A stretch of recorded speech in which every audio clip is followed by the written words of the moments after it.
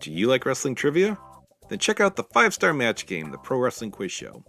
I'm Joe Gagney, and every episode, I grill 3 contestants with 5 rounds of power-packed wrestling trivia.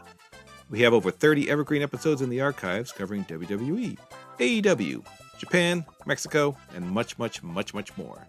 Play along at home and check it out today. Hello there, everybody. It's me, Garrett Kidney, the co-host of You've Got to Be Kidding Me on the Voices of Wrestling Podcasting Network. And I am Liam Jones, my full name, and I'm also a part of the Voices of Wrestling Podcasting Network as a co-host for You've Got to Be Kidding Me. We are a TNA history podcast that covers TNA 1 month at a time. We cover all the drama, all the matches, all the Vince Russo nonsense you could ever want in your life. Have you heard of TNA? I bet you have, but would it be funnier if 2 people made jokes over it the whole time? Probably. So if that sounds like fun to you, check it out on this very Voices of Wrestling Podcasting Network, and Liam will do bits and whatnot. This podcast is a member of the Voices of Wrestling Podcasting Network. Visit voicesofwrestling.com to hear the rest of our great podcasts, as well as show reviews, columns, opinions, and updates across the world of wrestling.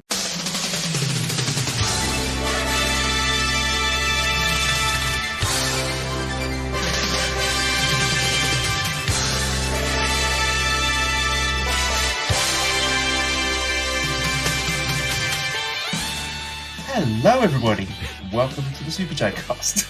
I'm Joel, joined, he's back. Hi. It's Uncle Damon! Yay! Hooray! I was going to say, it's Saturday 16th of December 2023, episode 273, but Damon's back, everyone! All right. I'm so happy. Welcome back. Thanks, buddy. Appreciate it. I missed everyone. I was out of the loop for a little bit there. Yeah, you know, what are you going to do? You've managed to miss absolutely nothing. Like, nothing's happened in the world of New Japan. There have been... I mean, like no notable events, no notable matches, no news. So it's great. Like it's like the whole industry stood still for me, waiting for you to come back. And yeah, we had so many people writing in who, delighted to have you back, asking after you. People well wishing, hoping you're all right. And I didn't want to be. Well, you're back. I've got no notes for the show, David. This is going to be wild. First of all, I highly doubt anyone asked anything about me. But okay.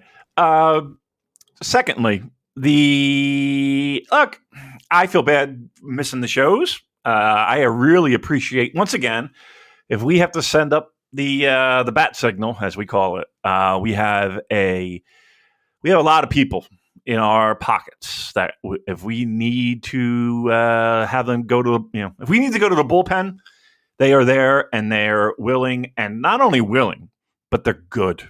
Like they can just pop right in, and again, you have a gift as well in the sense that you can just kind of, whoever steps on that mic, you can roll with them. So yeah, thanks, Booze, John Carroll, definitely appreciate it on such short notice, but yeah, fucked up. It's fucked up. You want to get into the deets, or what do you want to do? Yeah, want to get in the weeds? Yeah, again, as I was saying off air, we have to encourage the parasocial relationships with the piggies somehow. So just throw a few scraps, Damon. Where the fuck have you been? Where have you been, Peach? Well, I've been. So I don't want to give you the long-winded story, but as everyone is might as well. We've got nothing else to talk about this week. Point. That's a good point. So I don't even know where to make this logical. I think okay. So let's start with this. So I stopped drinking, as everyone may be aware, probably aware. I said it on the show before, and a positive, right? It's been nothing but a positive in my life, without question. Like my anxieties and all that stuff that come with drinking that you think is helping is actually hurting, and blah, blah, blah. So, yep, I've been pretty good and pretty diligent at keeping up with that. The problem with that is this. One of the main reasons why I consumed a lot of alcohol is the fact that I'm constantly trying to find something that would quiet my mind. I talk about it a lot. Like when I go to sleep, I need Ambien, and just in general. My mind races at 45,000 RPM when I feel like half of that is fine. And I think people who know me and have been around me for at least a little bit kind of know that I would be like, if you're going to point somebody out as possibly having ADHD, then yeah, I might be that poster child. Now, without the drinking, everything becomes magnified. Right. So I'm trying. One of the things about me is that I love to learn new things. I like to experience new things. I like to everything from like good barbecue to airline simulating flying to hacking stuff and doing all that. And so it's frustrating because I don't necessarily, I'm not known to finish things, right? I'm not known to finish projects. I'm not known to finish things that I like. In fact, there comes a certain point where I actively hate the thing that I love. Right. So like I had a drum set, an electronic drum set. I played it for like a month and then it collected dust. So now we have that backstory. So now I'm kind of with these TV channels, or somebody has explained it to me before, like throwing a fucking box of Legos on a trampoline. And I'm kind of like, okay, I'm having more difficulty doing the things I enjoy. I'm having more difficulty at work, focusing on projects and getting things done. I'm having more problems with just about everything. Forgetfulness, procrastination, you name it. It was magnified, it felt like, by a lot. I'm not one to self-diagnose. Like I'm for me, like people's mileage may vary and their comfortability with self-diagnosing themselves. Knock yourself out. I can't. I don't want to. I feel like I can say I have anything. I could say I do anything. I could say that, whatever. I can say anything. Doesn't necessarily mean that it's accurate, right? And I trust a mental health care provider's opinion who specializes in ADHD to tell me that, yes, in fact, you do, Damon, have ADHD. I think I do. The people around me would be like, yep, of course. But I needed to hear it from someone official. The problem with that is this. In the United States, our healthcare system really doesn't recognize ADHD or a professional diagnosis of ADHD at all. It really doesn't. And here's the thing, too. Even in some small conversations I've had with other people, they think it's like a children's thing and that you grow out of it. And that's not the case. So I needed to get that. I need to get that done. The problem is that, again, our healthcare system stinks. And the lowest quote I was given was $6,500 for them to tell me after testing that it would be, I would or I wouldn't. Obviously, $6,500 is certainly not something to sneeze at. And once again, it's kind of like, okay, you're just confirming what I kind of feel like I know. But I did find someone in kind of close by that did it at a reasonable price. And I had to spend 3 days getting tested. And it was 3 long days, not an hour, right? With a myriad of different tests, ranging from mathematics and word problems, and there was even like a section where it was like trivia, like who's Martin Luther King, who's Gandhi, who's stuff like that. Did you have to do any squats? I didn't have to do one Hindu squat, none. I didn't do anything physical at all, except I did. So she's like, "All right, Damon, the." Jane has 4 apples and gives 3 to Jack, and Jack then eats a bite of one, and it was like an hour of this. At one point, I was like, "I'm going to tell you the truth. I don't give a fuck about Jane and her dumb apples. She can shove them up her ass." I was like, "I'm really getting fucking sick of this," because I was bombing. Like, dude, So there was one test where it was probably part of the test. Like, they were probably just going to keep doing it indefinitely until you say, "Right, that's enough. Come on." Right? No, that's exactly what it was. And like, there was like tests where it was like, okay, I had to. She would read off a set of numbers, and then I had to rearrange those set of numbers sequentially. Right? So I had the highest digit down to the lowest, but I couldn't write anything down. It was just repeat back and do it in my head, dude.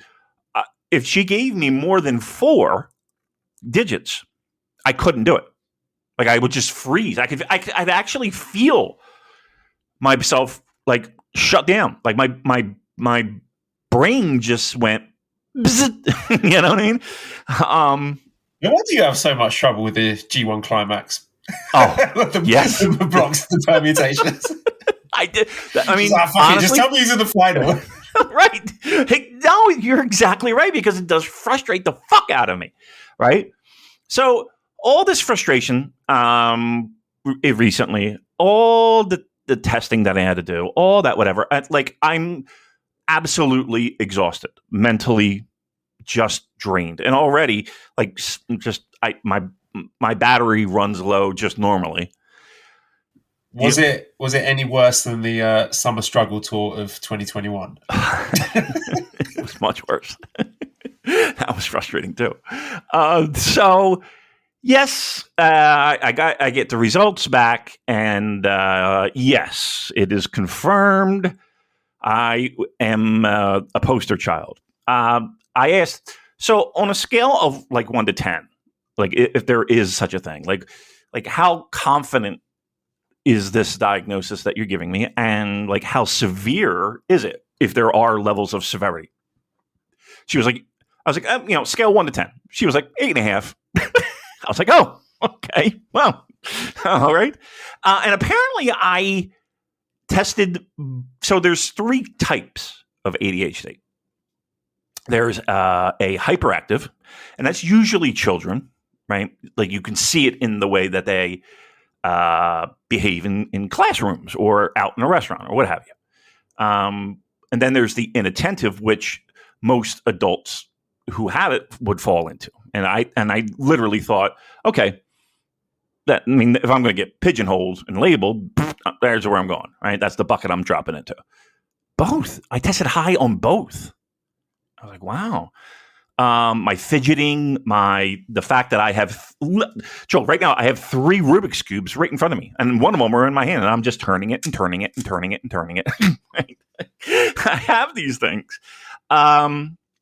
So I guess the main point is that while everyone might think I'm an asshole and think I'm a fucking idiot and think I'm a dope, and I don't reach my potential and all of that stuff, not to say that I have an excuse for it, but it is a little bit of a relief knowing that, okay, officially, these might be the reasons why these things have happened in my life and currently and in the past, and hopefully not in the future. Now, will I go on medication? Yes, I will. And I'm kind of eagerly anticipating it. I gotta wait for my doctor, my primary doctor, to get the report and then assign the medication, because they can't write the prescription. Again, USA. So that was it. So when there was one day where we had to do a show, and I was so exhausted and so just kind of nervous, and because truth be told, Joel, I was hoping that that would be the diagnosis, because if not, then what? You know what I mean? Like, okay, so I guess I am dumb. I guess I am a fucking idiot. You know? You know what I mean? I was hoping for that diagnosis. Imagine she'd be like, "Nah, you're just a fucking idiot, dude." That'd be great. That would be fucking lovely. So when we were supposed to do a show, I slipped, and I will admit it that I slipped. And I drank, and I was asleep when I was supposed to be. Was it because of the impending podcast that drove you to do that? Or was it? It really was. The thought of discussing New Japan, you're just like, oh fuck it, I can't do it anymore. I can't do this anymore. I can't do this. So that's that. That's. So I fucked up. I fell off the wagon. And I'm not proud of that. I don't like it. I don't like the fact that it happened, but it did. And I'm going to own up to the people that listen, because here's the thing. I think it's important. I think it's important that I do have some accountability for my actions, one.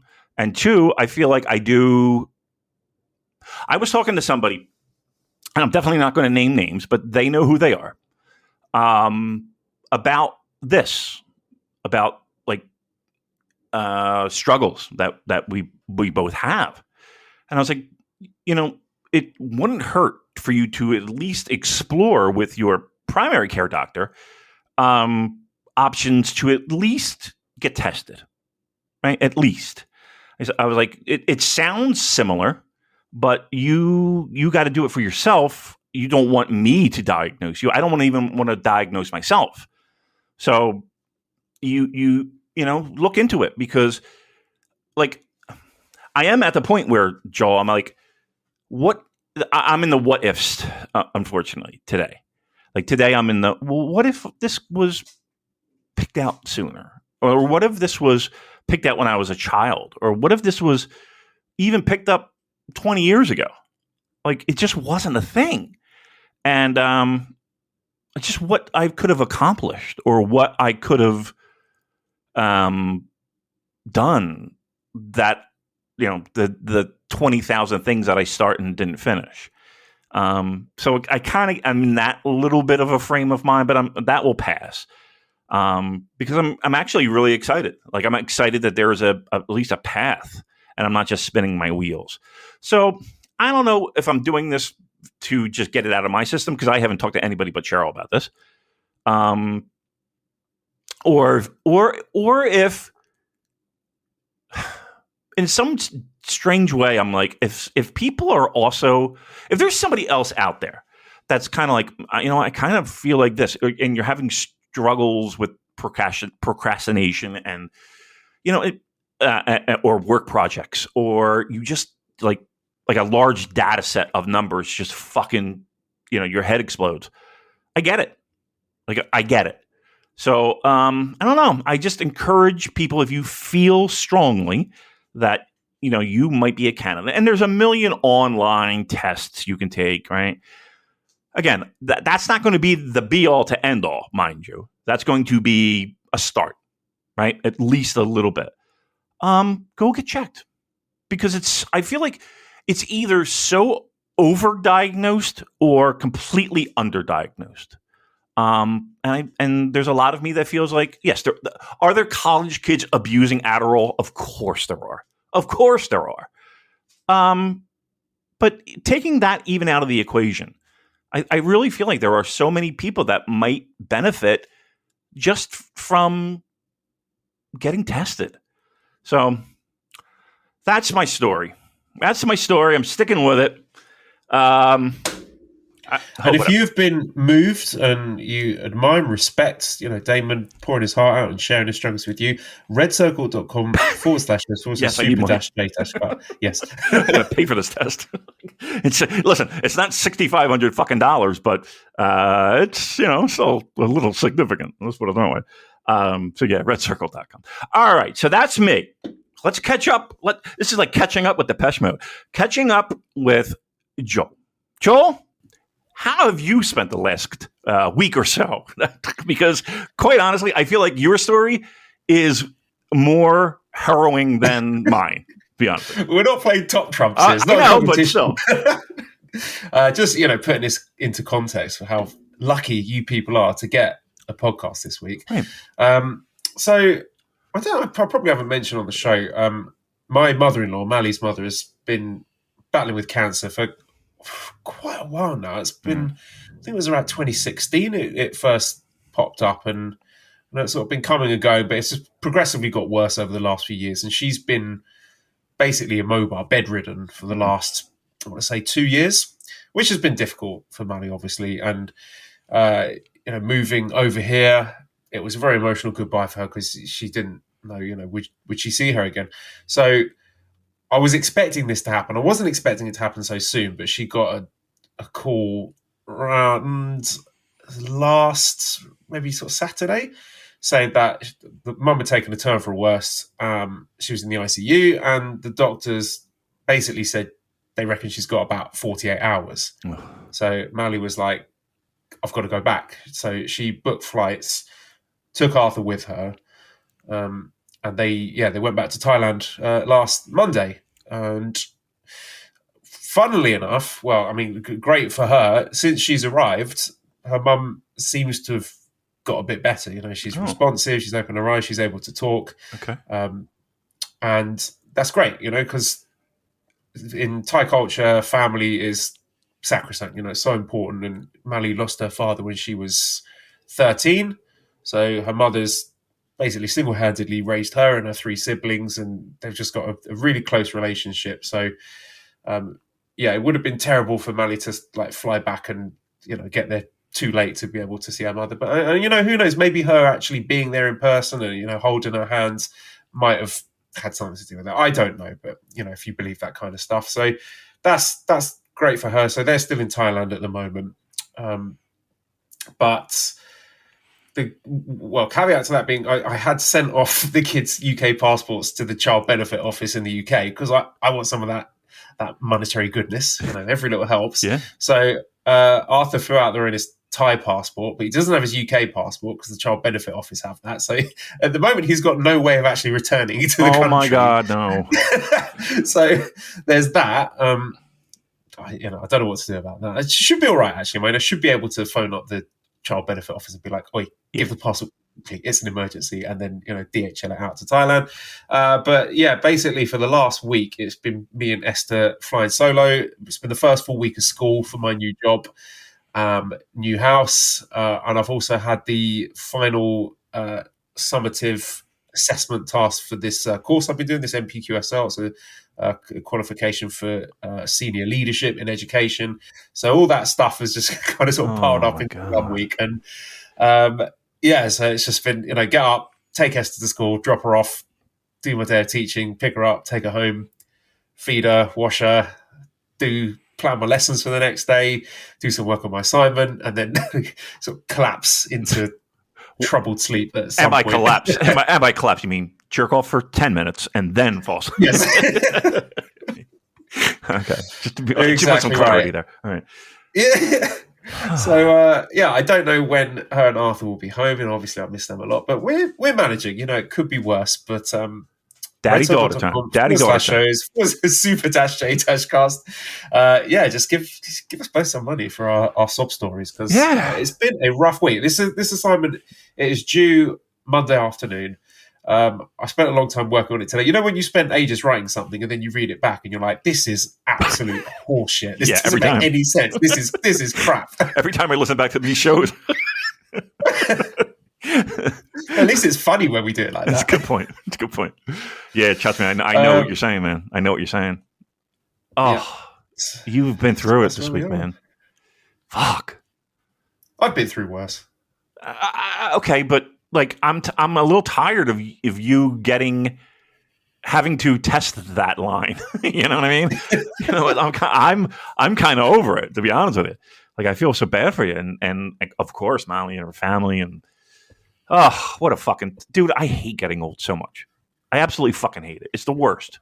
It is the worst. It's fucked up my brain completely. I don't know if this is partly having kids that has done this, but I just often find myself sort of walking into a room and then I've no idea why I went in there or what I'm doing. Like when I was trying to take Esther to school the other day, I ended up having to go up and down the stairs about 4 times, failing to get the thing that I was originally supposed to get before it was time to leave. Yeah. I mean, you got a lot on your fucking mind. You're trying to juggle 19 balls at once. Yeah, I mean, look, I don't know. You're one of the strongest dudes I know, right? You've been through, like, again, if you ever write this fucking book, nobody's going to believe it.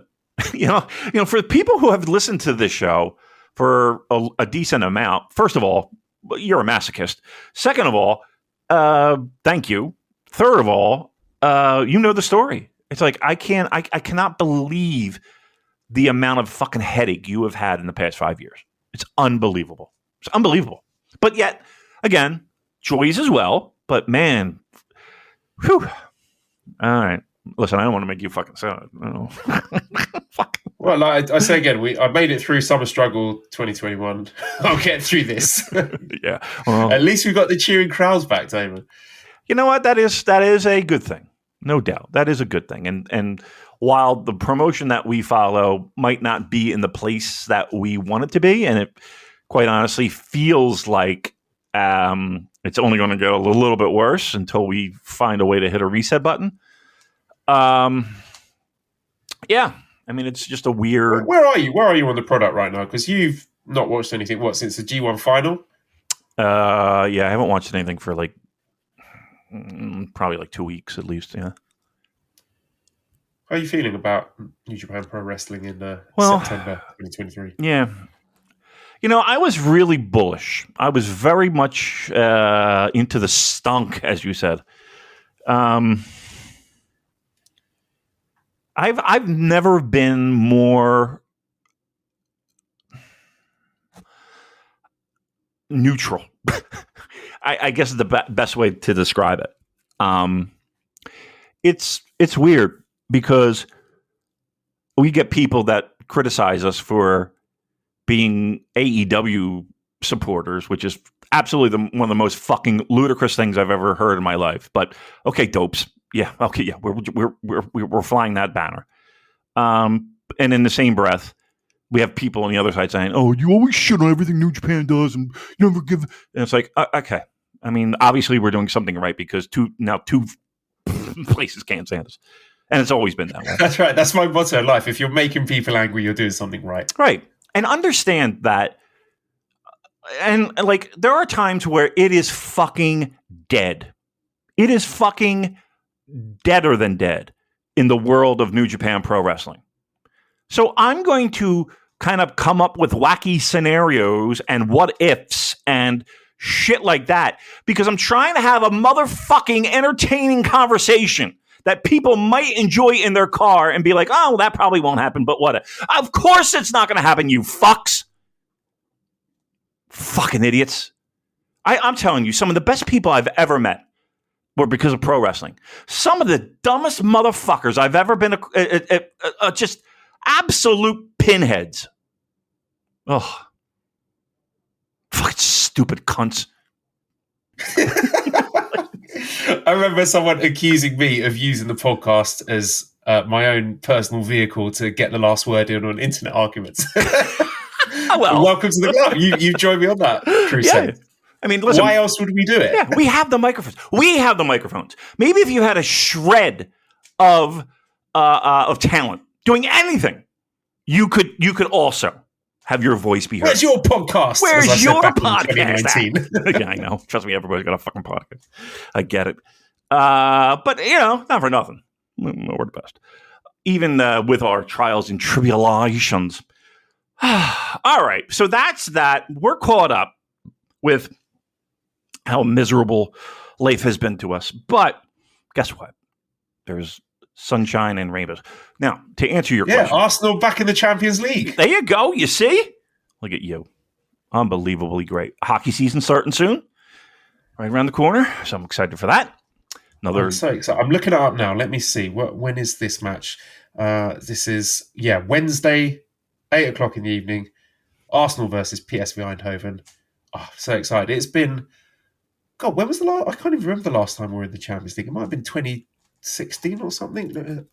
I've just got great memories of Champions League football. I used to get a Chinese takeaway midweek, sit down, eat that, watch the Arsenal in Europe, and that's right around the corner. So submit my assignment, and then I've got that to look forward to. Love it. And no wife nagging me about watching the football. Right. Not that she do that. That anyway. that kid could sit in its own soil. It's okay. Wait till after the game. It's natural. Yeah, I don't think. I honestly, if anything, I think you are hyper dad. You know what I mean? Like you make sure all the fucking I's are dotted and T's are crossed. I ain't worried about that. Kid's gonna be fine. The great thing is, right? My new school, Esther's loving the new school, and it's tiny. It's a really small school. Okay. So she gets to see me all throughout the day. She keeps walking into my classroom in the middle of the day, just like sitting down with my students being, "Hello, Daddy. What you doing, Daddy?" And then there'll be like her teacher like running after her, "Esther, come back." Oh, she doesn't get it. She thinks, "Well, that's great. Yeah. I love it. I encourage it. I have to sort of pretend to be like, "Oh, Esther, that's shocked. Go back to your class," but secretly I'm like, "Yeah, keep doing it. I like it." Yeah, I bet it's awesome. That's a good feeling. That is a really good feeling. All right, so let me ask you this. You asked me. I said I'm kind of neutral. I feel a little blasé. I feel a little impending doom around the corner. And again, nothing that's going to shut down a company, mind you. But look, we're I think everybody knows where we are. I know. I saw the news of Kevin Kelly getting out is out there. So okay, that's one name that I think definitely hurts more than people realize. And I think that the contributions that he made and the sacrifices that he made to help people not only discover the product but cultivate their love of the product is just I can't say anything more than his loss will be felt, and it's a little bit of a shame, and some of it has to do with family and the fact that he's gone for a month, and it's the missus that are taking care of the kids, and the kids are growing up and all that stuff. But over and above that, it's like, to me, his most recent shows have been sprinkled with, I'm not going to say bitter, but like there's a sarcasm there and a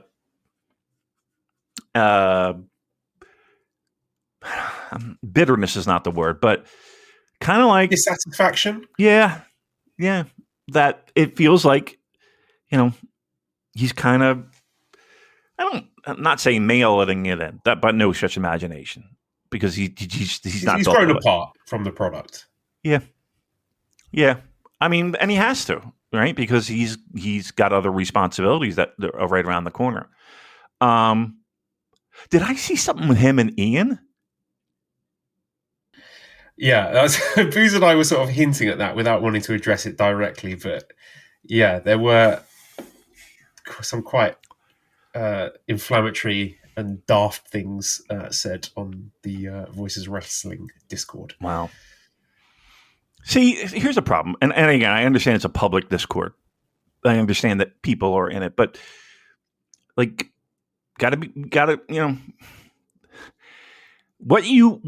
the minute you say something, and the minute you type something out, you got to know that it's there for the taking, for any audience. And that, it's, I don't know. I thought that was a weird thing to have happen. And to me, and correct me if I'm wrong. Listen, we can talk about it now. I don't give a shit. To me, it felt like Ian felt blindsided. Yeah. I think that was the source of the grievance. Right.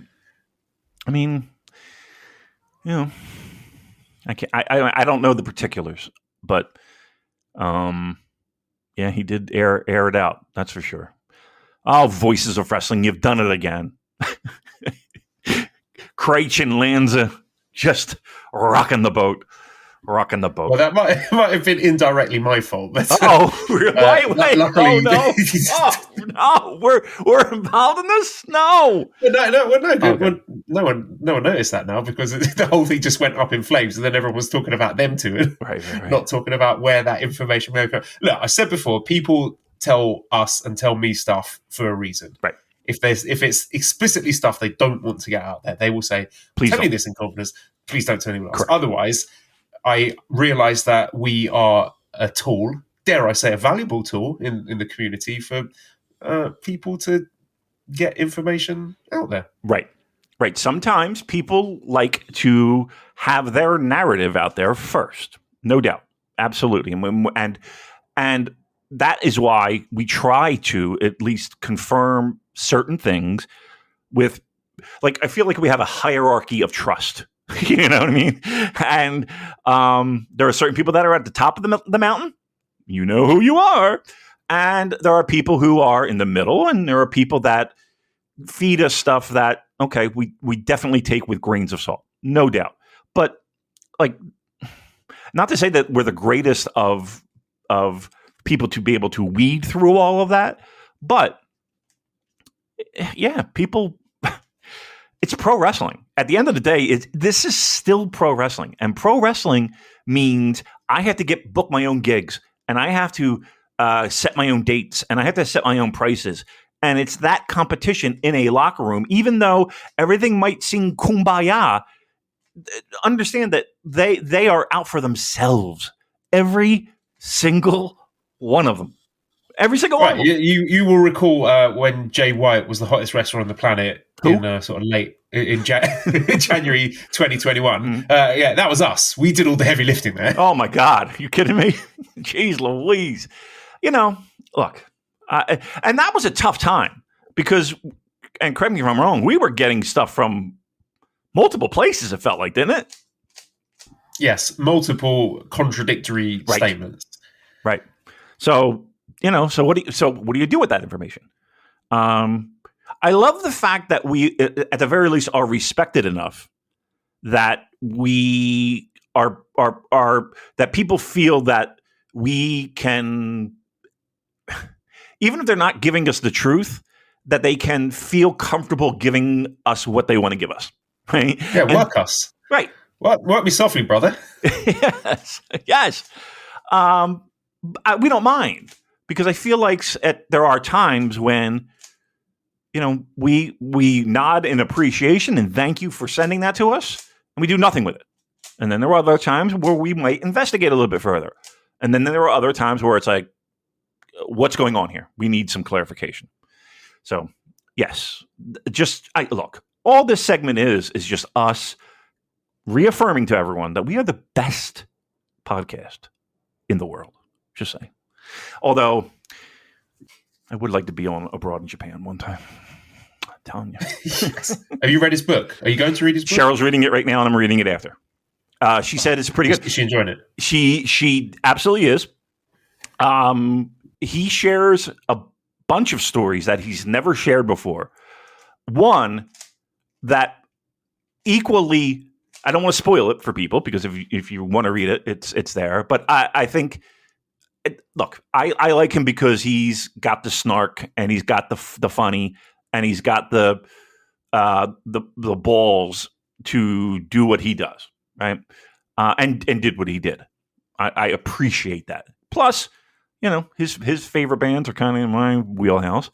So, but the book is pretty good from what I understand. And the one story, I'll just leave it. The one story about him taking his first trip to Osaka, and let's just say, if you're a guy, and even if you're a girl or whatever, the prospect of going to a strange town for the first time, and the gods smile upon you. I'll leave it at that. I'll leave it at that. Read the book. It's in the book. I'm not saying anything I Yeah, don't want. he's narrated the audiobook as well, so you can get Oh, that. really? Yeah. Oh, I might get that right after we're done. I might do that. He was talking about on this recent podcast how the guy in the booth kept correcting his pronunciation on stuff. It was quite entertaining. But yeah, you can get it on Audible now. I would rather have the imperfections because then I know it's authentic. You know what I mean? Like if I know that he says a word, like I know I fuck up words all the time. It's what I do. But to have me be perfect all the time with that, like I would feel like people are like, oh, what is he doing? Reading the script or something? Yeah, but I will definitely download that. That is good news for me. I like that. What else is going on, Joel? Christ, who knows? Well, you know what? We didn't. I was supposed to ask you, and I know that we always do this. What is your temperature right now on New Japan Pro Wrestling? Where are you at? This is the most, since being a fan, that it has felt like a transition year. We've got a transitional champion. It feels like we may have a significant number of top guys leaving in January. It just feels like the landscape will be very different in 6 months' time. Yeah, which is equally terrifying and also exciting. I think I've kind of come to terms with Ospreay leaving, and I still think that's bad news because he's the best wrestler on the planet, and he could have done tremendous work helping to get that new generation over. And they're going to do what they can with him while he's still there. If anyone else is going to join him out the door, I don't know. But that's also tinged with excitement about seeing that prospect. The crop of young guys coming through, and excitement about seeing all those guys getting pushes.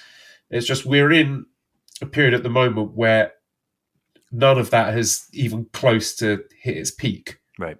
And we're facing a Wrestle Kingdom with a main event that I'm not really that into. As much as I love Naito and I like the idea of him having his big moment and seeing what he does as champion, because I think there'll be a lot of exciting stuff coming from that. There's not a huge amount to get excited about, quite frankly. Not in the sort of immediate future. We'll get onto that. We'll preview the Destruction and Kobe tour, but in terms of sort of big picture stuff, it's a transition year, isn't it? Yeah, and it unfortunately it feels a little bit worse than a transitional year. Like it's an absolute holding pattern where it feels like we're not making a move until, from a business perspective, we figure out who's here and who's not, and where those chess pieces are going to move. I think the one thing that has me most concerned is not people leaving, because people leave all the time, and the people that will take that spot, these are people that are being groomed for that. Like it's already in the works, and you can see that a million miles away. Ospreay hurts. I'm sorry, it does hurt for me. And this was a conversation I had. It feels like the thing that made New Japan stand out has been lost. The thing that there's no difference to me right now. I think that's a big factor in it. Like it doesn't feel much different between watching a random New Japan show and an AEW show and a WWE show. Now, let me clarify that. I'm not saying that New Japan is WWE by any stretch of the imagination. But you can see, especially when they do shows in the States where it is pronounced, those are good indie pro wrestling shows. And my fear is that the thing that makes New Japan different and special and made us fans of it feels like every month that gets chipped away, where the idea is we're going to kind of go in a different direction with our product. And I think that is a grave mistake in the sense of you need to separate yourselves from the pack. You need to be a choice. You need to be a difference. And when you start emulating ideas and booking and just a lot of what we see here, in the States, in England, where have you. It's not what we wanted, and that's the reason why a lot of people turned to New Japan, because it was different. And the more we go on, the more it's feeling the same. Could you give some specific examples of what you're talking about there? Well, like match structure itself, right? Like the idea of we're going to do moves for move's sake. We're going to have titles for title's sake. Nothing feels important.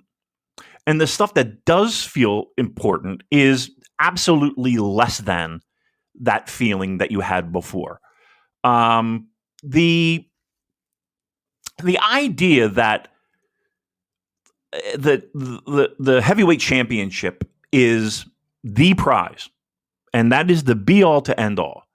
Like, I don't feel that at all. I feel like at any given moment, any one of those titles could be the most important thing. I think we've lost some of that sporting element, and we've gotten more into goofiness. Not goofiness, just westernization of the pro wrestling that we're seeing. Like, again, we were in a golden era, and I've said it a million times, and to expect that level is preposterous. It's just, you can't sustain that. That being said, I look at shows, and and again, the closest equivalent I can give you is AEW. And once again, I'm not saying that. Let's put it this way: New Japan Pro Wrestling today is closer to AEW than it is what New Japan Pro Wrestling was 5 years ago. Right? Would you agree with that or not? Can you say that one more time, please? Certainly can. Kind of process what you just said. No problem. I understand your ADHD is kicking in. New Japan Pro Wrestling right now is more similar to AEW than it is to its own product 5 years ago. I don't know if I can agree with that, because Okay. AEW is such a hodgepodge of different things. I think some elements of AEW, yes. I think it's miles away from the sort of wacky brochacho stuff that's happening in their world title scene with MJF and Adam Cole. But, I mean, just to take your point and expound on it, I think the proximity, New Japan's proximity to AEW is affecting my enjoyment. Because everything, it's the discourse, like everything that happens in New Japan seems to be compared to what's going on in AEW, favorably or unfavorably. Mm-hmm. And also, for a New Japan guy to get picked up by an American company, they would have to reach the absolute apex of New Japan. Whether that's, Shinsuke Nakamura, AJ Styles, whatever. But now, we don't even get that far. And, we're getting guys like, just case in point, Aussie Open, right, just starting to get hot in New Japan, just at the beginning of their journeys, and they're gone. And, I'm not going to relitigate that. We know why they've gone. We're not blaming them for that. We're not saying they shouldn't have gone. It's hard to get excited and invested in particularly the Western talent when there's just every chance that, and go at the drop of a hat. And, especially when they are allowed to work these big AEW shows, they're allowing Tony Khan to, test the water, put him out there, see who gets over. We saw Ospreay at Wembley, so like I said, I think he's as good as gone. And we're seeing Zack Sabre Jr. wrestle Bryan Danielson in a huge spot in their Wrestle Dream show. Maybe that's another audition. Tony's probably watching that thinking, okay, what's the reception like to Zack Sabre Jr.? If the crowds seem to accept him as a top guy, okay, yeah, we'll take him as well. Right.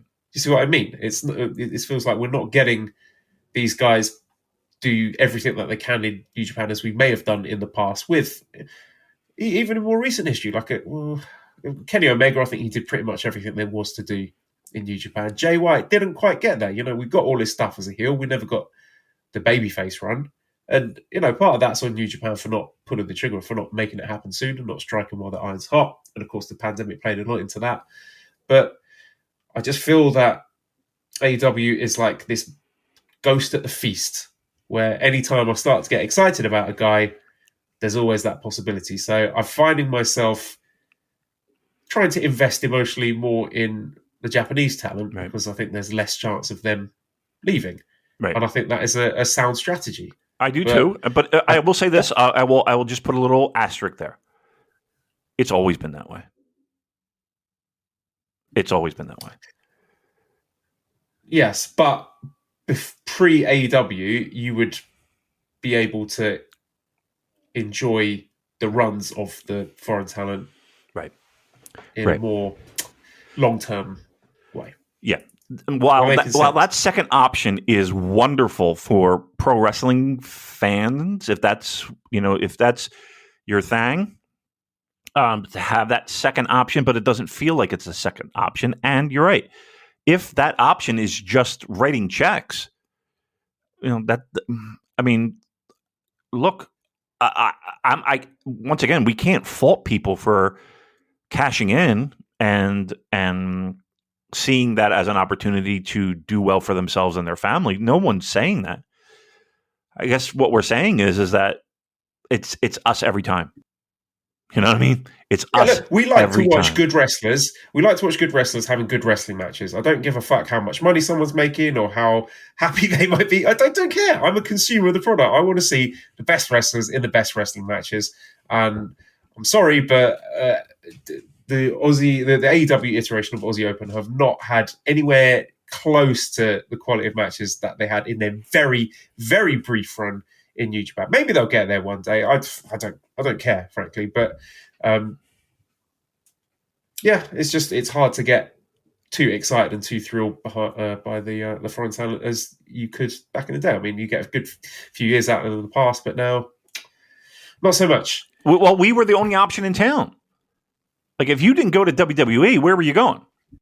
Right? Like, to make decent money. TNA? No. I mean, even though at one point they were writing ridiculous checks. I remember I was talking with Moose one time, and he gave me a number of what he was making. He's like, and I don't have to do shit. Okay, that makes sense, I guess. We miss you. Have fun in your Ferrari. I don't know if he has a Ferrari or not. But yeah, like we're a really good feeding ground when it comes to that. And there's like, you're not going to get the analogy, but I'm going to throw it out there anyway. We're the Montreal Expos. We have a lot of talent. We have our farm system is great, but when it comes time and these people produce and they're on top of their game, guess what? Go on to somebody writing a check. And that's how we feel. That's, you know what? That might sum it up exactly how I feel. I feel like, and I am a Montreal Expos fan, or was. I feel like the Montreal Expos, where we won't have a shot. That we'll have a shot, an outside shot at making a World Series every once in a while. But when we get really close, we'll have a player strike as an example, right? That player strike was kind of, that was the nail in the coffin for that team because they couldn't afford the players anymore. And TV, it was just, and the stadium, everything, you name it. Players just went to greener pastures. And then the team moves to Washington, and that's that. And I'm not saying New Japan is in any situation where, they're ready to board up the windows. But if you're a fan of this product and you connect with certain wrestlers, there's only so many times you can go to the well and say, okay, I guess I'll follow this guy. Or I guess I'll, and I guess that's one of the reasons why people don't necessarily follow the promotions. They follow the wrestler. Right? They just follow wherever my favorite wrestler goes. That's what I'm going to support. And we've seen a lot of that, in recent years with people who have left New Japan. It's frustrating. And I get that, Joel. I'm 1,000% with you. It feels. Is it worth it to get behind it? To get emotionally invested like we want to. And again, I'm sorry, the product is just not. It feels, and I know I gave shitty examples. I get that. I'm on the spot. I have I have a fucking disability, Joel. Okay, please. Yeah, no one's allowed to critique anything Damon says anymore. Yeah, that would be. I have a disability. You'll be. You'll be cancelled. Thank you. Finally, we have some fucking thing. I can use this to protect us. How about that, Joel? I'm going to lay down the gauntlet right now. I'm using my issue as a plastic bubble, a shield, if you will, to all the haters. And if you say one bad thing, you're going to get canceled. I'll send those. We can bulletproof. I'll send those. We're bulletproof. I'll send those maniacs on our Discord after you. What do you think of that? Now you're dead. You're dead. Okay. I've lost it. Do we have to edit that? Is that going to be like FBI? No, I think we should weaponize the freaks. Yes, I think so too. You know what? Attack! Everybody, just attack everything. They are. I tell you what. I see that we do have that one channel where they make fun of all these people on the internet. It is a joy to read because it is funny. That's the best channel. It really is. Yes, we have a channel dedicated to your dumb takes, and we laugh at you. Okay, very good. All right. I don't know what else to talk about with New Japan, man. We want to talk about Destruction Tour? Let's do it.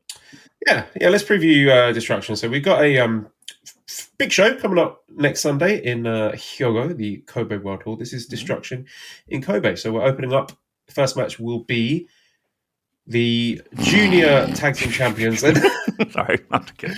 They are not defending their Tag Team Championships here. So we've got Drilla Maloney and Clark Connors in a tag match against Kevin Knight and Tiger Mask.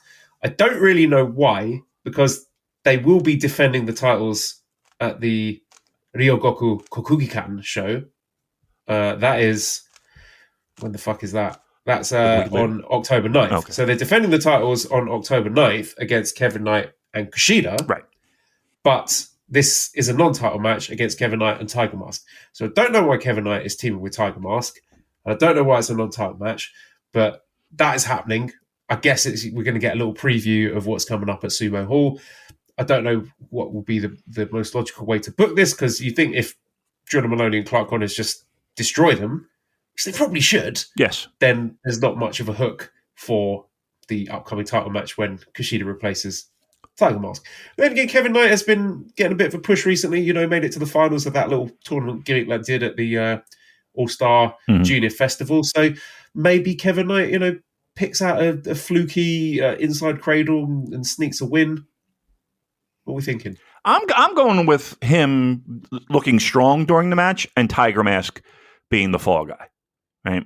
So I don't have any problem with Tiger Mask and Kevin Knight taking a loss here, because it's not the team that is supposed to win, if you know what I mean. Not the true tag partner, the synergy between Kushida and Kevin Knight. I know I was away, and I didn't really give a take from the junior. Did I? I'm not sure. If I didn't, let me just be very clear. Kevin Knight is fucking awesome. Unbelievably awesome.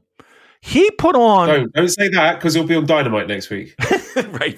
This is what I'm talking about, Damon. Right. He's not really that good, Tony. You know what? All kidding aside, I mean, I was absolutely thoroughly impressed with the performance he put on. I thought he was fantastic. Everything he did was at 700 miles an hour. And I mean that in a good way. Like nothing felt like he was rushing or he wasn't taking his time and all that stuff. But every bump was like just at 150,000 miles an hour. It was. I was a fan of his before that show, after that show, and to me, and again, Mike Bailey deserves all the credit in the world too, because I thought he performed very well. Although, fucking the bottom of his feet are so fucking gross, dude. I cannot like barefoot. Joe, these things were pitch fucking black. Like it was so gross. I couldn't. I'm not the biggest fan of feet anyway. So you wrestling with your feet and your toes and all that shit, gross. Then add to that, it was so disgusting, dude. I was going to throw up. No wonder his kicks land so hard. They stink. His feet smell probably. Ugh. Dirty, dirty, dirty. But Kevin Nutt was great. Okay, sorry about that. All right, no problem. Then we have second match, 20-minute time limit. Taka Michinoku, Doki, and Sanada. So that's the just 3 guys, or just 5 guys, against House of Torture, Dick Togo, Yujiro Takahashi, and Evil. So obviously this is like the feud of the autumn. House of Torture against just 5 guys. Just 4 guys. Yeah. If you, I try not to say too much here because typically we don't do storyline. No. Spoilers, but if you own any Just 5 Guys merchandise, just keep hold of it because it might be a collector's item. And if you bought a Just 4 Guys, you can dust it off, right? Beware with pride. Yes, absolutely. Yeah. I'll tell you what, I'm looking forward to this to see if we're going to get a bit of a sustained push from Doki, who was tremendous in that match where he had to fill in at the last minute, completely unexpected after the thing that happened. Yes. So this maybe this series could be like a little vehicle to getting Doki a push. I don't know who he's going to tag with during the Super Junior Tag League. He might be teaming with Taka. He might be teaming with... no, it would have to be Taka, wouldn't it? Because there's no other healthy junior members of Just 5 Guys. I was going to say El Desperado, but I forgot that he's part of Strong Style. Remember Strong Style? Remember them? That? Remember that? Right. Yeah, there's a faction for you. I mean, let's be truthful here. Does anybody give a flying fuck about Strong Style? Certainly not the New Japan booking committee. I was going to say, I see. People wouldn't take this as a joke. People wouldn't take this as I'm kidding because I love them too. They're good peeps. But I was going to say like podcast. Nobody cares about the podcast, right? Get it? Strong Style? Get it? No? Come on. Thank you. But everybody will be like, "Oh, you fucking asshole!" No, I love them. I love those boys. Let it be known. They text me every once in a while. He went to where did he go? He went to the Cure. One of them went to the Cure. Can I tell you what? Can I say something? Please. Can we, all these other New Japan podcasts, whether that's Keeping It Strong Style or Okada Shorts, can you guys get Booze Leprechaun on your shows, yes. please? She's too good just to be occasionally filling on the Super J cast. She's too good for that. I think. And, I know you guys are sort of scrabbling around for guest co-hosts from time to time. Get Booze on. Yeah. And your product will be all the better for it. 1,000%. I couldn't agree more. And again, short notice. She's on point. I mean, look, she's the best. I feel very privileged to have a person like that in our corner. Absolutely. Yeah. Lucky guy. We've absolutely lucked into that one. Yep. No doubt. Did I tell you the one story where I in G1, I had to, she was staying with her friends, and oh boy, what a ride that was. Nothing bad, but it was just like I got lost going back to the hotel. Didn't wind up in the best neighborhoods. Let's put it that way. I'm so scared. I never told anyone. So because here's the thing with Dallas. Dallas she protect you. What's that?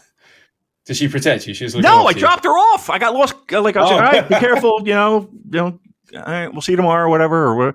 And then, I pull out of the development that she was staying in, and I don't know, my GPS was not giving me the right way. Let's put it that way.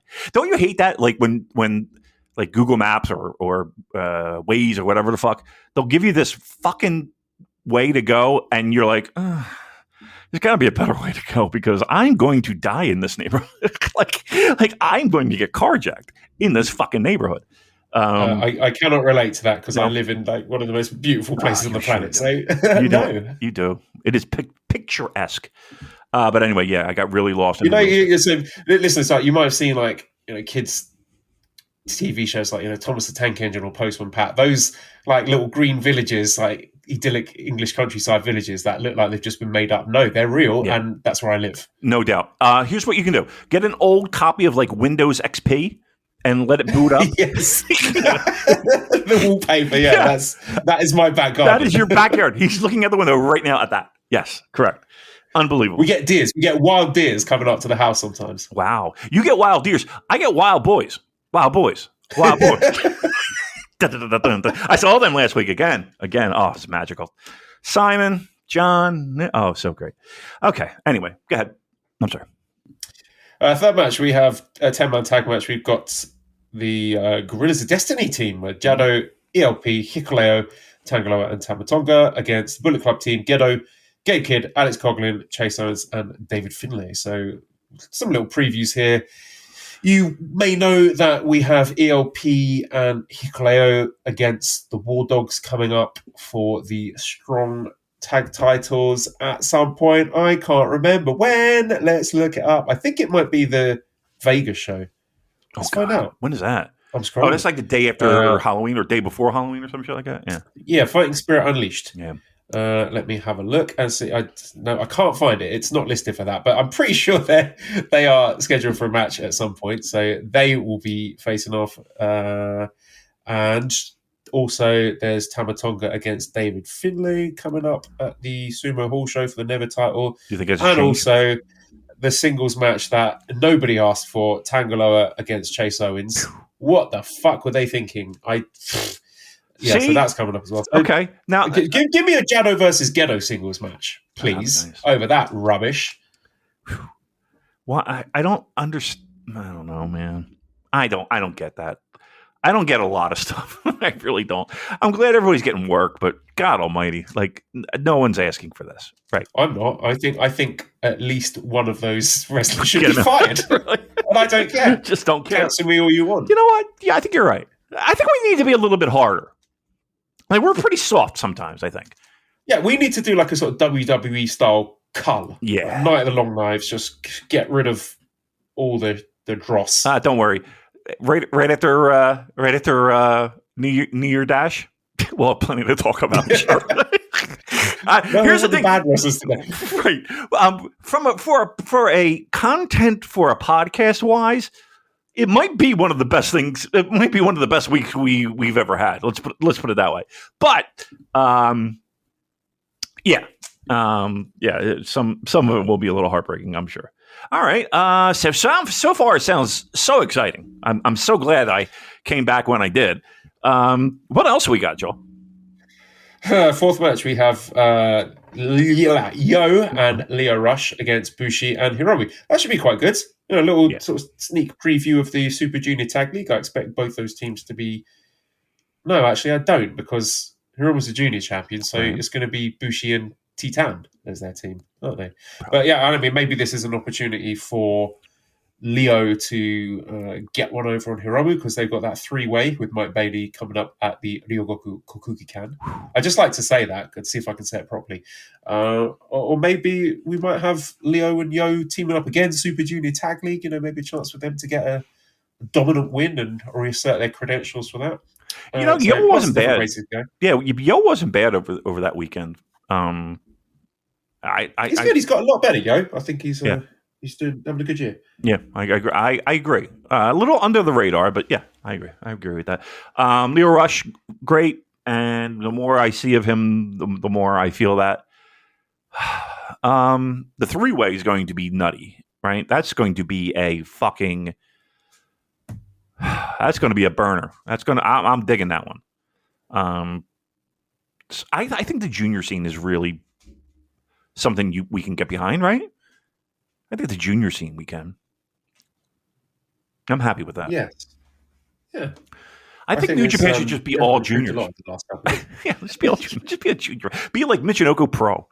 Be great. All right. What else we got? We have fifth match, tag match with Tomohiro Ishii and Kazuchika Okada against Bad Dude Tito and Zack Sabre Jr. I like that. That's a cool match. I'm looking forward to seeing Ishii and Tito. the Bad Dude together. Yeah. It's weird how they just bring people in and bring people out. There's no consistency. There's no, they'll bring in one guy and the other guy. And it's just that's a problem, I think, still too. But this match should be good. Should be very good, actually. Ishii and Okada. I like that. Zach, I like that. Yeah, Tito. Yeah, it should be fun. That should be something we should circle. That'll be good. Yeah. Zach's last match is in New Japan. That'd be good. Yes. Okada's last match in New Japan before he's Collision. Yeah. New face of Collision. All right, the sixth match is the KOPW 2023 provisional match where we have the holder Taichi against the challenger Sho. And I can't keep up with what the rules were because Sho keeps adding stuff to it. Who cares? So I'm going to go to the news site and see if there's any updates, information on that. Okay, so Taichi's proposed a seconds handcuff match where members of House of Torture will be handcuffed to members of Just Five Guys through the bout to prevent interference. Sho has suggested a 10-minute guaranteed decision match. So if the 10-minute time limit is reached, Sho automatically wins. Taichi is banned from using the Black Mephisto. Sho said additional rules may follow on account of the weight difference between he and Taichi or as circumstances demands. Sho's request, one such rule will be that Taichi is forbidden from using the dangerous backdrop. I think he's also said that Taichi is forbidden from using any moves from Fisted and All-Star or any sumo moves. I could be on an island here. That actually sounds quite funny. I do like the idea of this match where Taichi's not allowed to do any moves. I mean, if you're Sho, why don't you just be like, okay, Taichi, here are the rules. You cannot get off your back at all. You have to wrestle this match. You will never win. Right. You can't win. Yeah. We're going to glue you to the mat. Here's the problem. Without all this nonsense and without all this fucking whatever we're doing that no one cares about, just have a match. Have a match for a title. No, see, this is okay. No, I agree with you. I think like a proper, like pure wrestling match between Taichi and Sho would actually be really good. If Sho's doing his sort of mini Shingo gimmick, like they could probably have a pretty fun work rate match. I do think Sho has underrated comedy chops and, dare I say, deserves to have a run with his KOPW just to see him doing funny stuff. Because remember the banana, the Taguchi thing? That was great. But what I was going to say is this feels like set up to an angle happening, and I'm going to be as vague as possible here. But I can imagine some situation where, again, like Taichi all against the odds, all they're outnumbered. House of Torture's beating them down. Oh, it's unfair, and then a thing happens, and then another thing happens, and the thing might happen in this match. Right. Do you think the thing's going to happen in this match? I mean, it's a prime spot for it to happen. That's for sure. Because there's a tournament coming up where one of these people may be affected by the thing happening, right. Which would enable them to take part in said tournament with a different. No. Let's do this. Let's circle that match, and let's say that for the sake of storyline and for the sake of your fandom and for the sake of keeping up with what's going on, circle that match. Some fun stuff might happen. Who knows? We don't know. Seventh match. We know. We don't know. We know nothing. No one tells us shit. Oh, no. Seventh match is the IWGP Tag Team Championship match. I'm looking forward to this one. So we've got Bishamon, Yoshihashi, and Hiroki Goto against the challengers TMDK, Shane Haste, and Mikey Nichols. Now, I feel Shane and Mikey have a bit more shine on them after, I'd say, fairly impressive G1 runs. I don't think anyone was expecting a huge amount from them. I thought Shane looked really good, particularly that Naito match. I thought he was outstanding in that. And Mikey showed a lot of blood and thunder with some really hard-hitting matches. He put it all on the line there. So I feel that has brought them more of a buy-in, more goodwill and an emotional investment with the fans, which may yield dividends in this match. I'm not saying I think they're necessarily going to win, but I feel it might have a bit more juice in it than it did prior to them entering the G1, where it just felt like they were the inferior Australian heavyweight tag team. Right. But I feel now that they've had a G1 under their belt and they both worked really hard and did pretty well, and now that Aussie Open have cashed in and fucked off, that people might be looking towards TMDK with a bit more goodwill. And TMDK, for their part, might be thinking, yeah, we've got a big chance here to, stake our spot as the top Gaijin tag team here. Right. I'm not supposed to say Gaijin, sorry. No, that's a terrible word. Guy Kokujin, is that right? Sorry, Chris. So I think there's a big spot for them. And I think Bishamon are great. I love Bishamon. They don't get the flowers they deserve. It's always very amusing to see them sort of being used as a punchline. Imagine wanting to see Aussie Open. This is me getting the last word in internet arguments again. I think this match would be good. Do I think TMDK are going to win?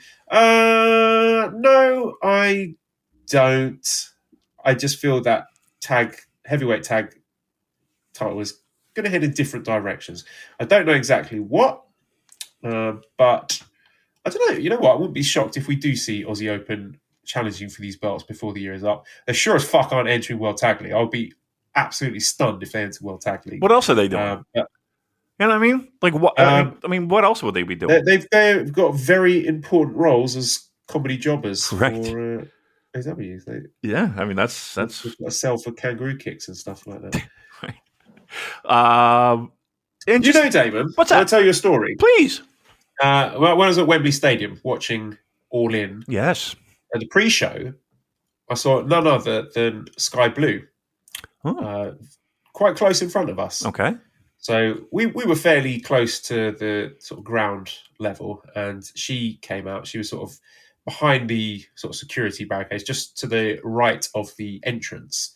So she'd obviously come out to see her, I think it's her boyfriend, Carl Fletcher, see how he got on. Sure. So she got a phone out and she was recording it. Obviously a really proud moment for her.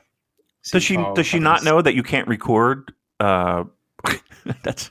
I wish she got her phone taken away after that. Yeah, I reported her immediately, good. So she's good been for fired. You. Good. So I was watching her watching Aussie Open, and then as Kyle Fletcher took that ridiculous bump for the kangaroo kick, I saw a solitary tear roll down her cheek. And I could tell that nothing was ever going to be the same after that moment. Well, look, they have. I'm sure it was a long talk over some Nando's that night. I never did ask. How did you enjoy the show? Was that first? Let me ask. I thought you were going to ask me how I enjoyed my Nando's. I went to Nando's today, actually. Oh, did you? Speaking of Nando's, I would love to. I actually had Korean barbecue and hot pot today.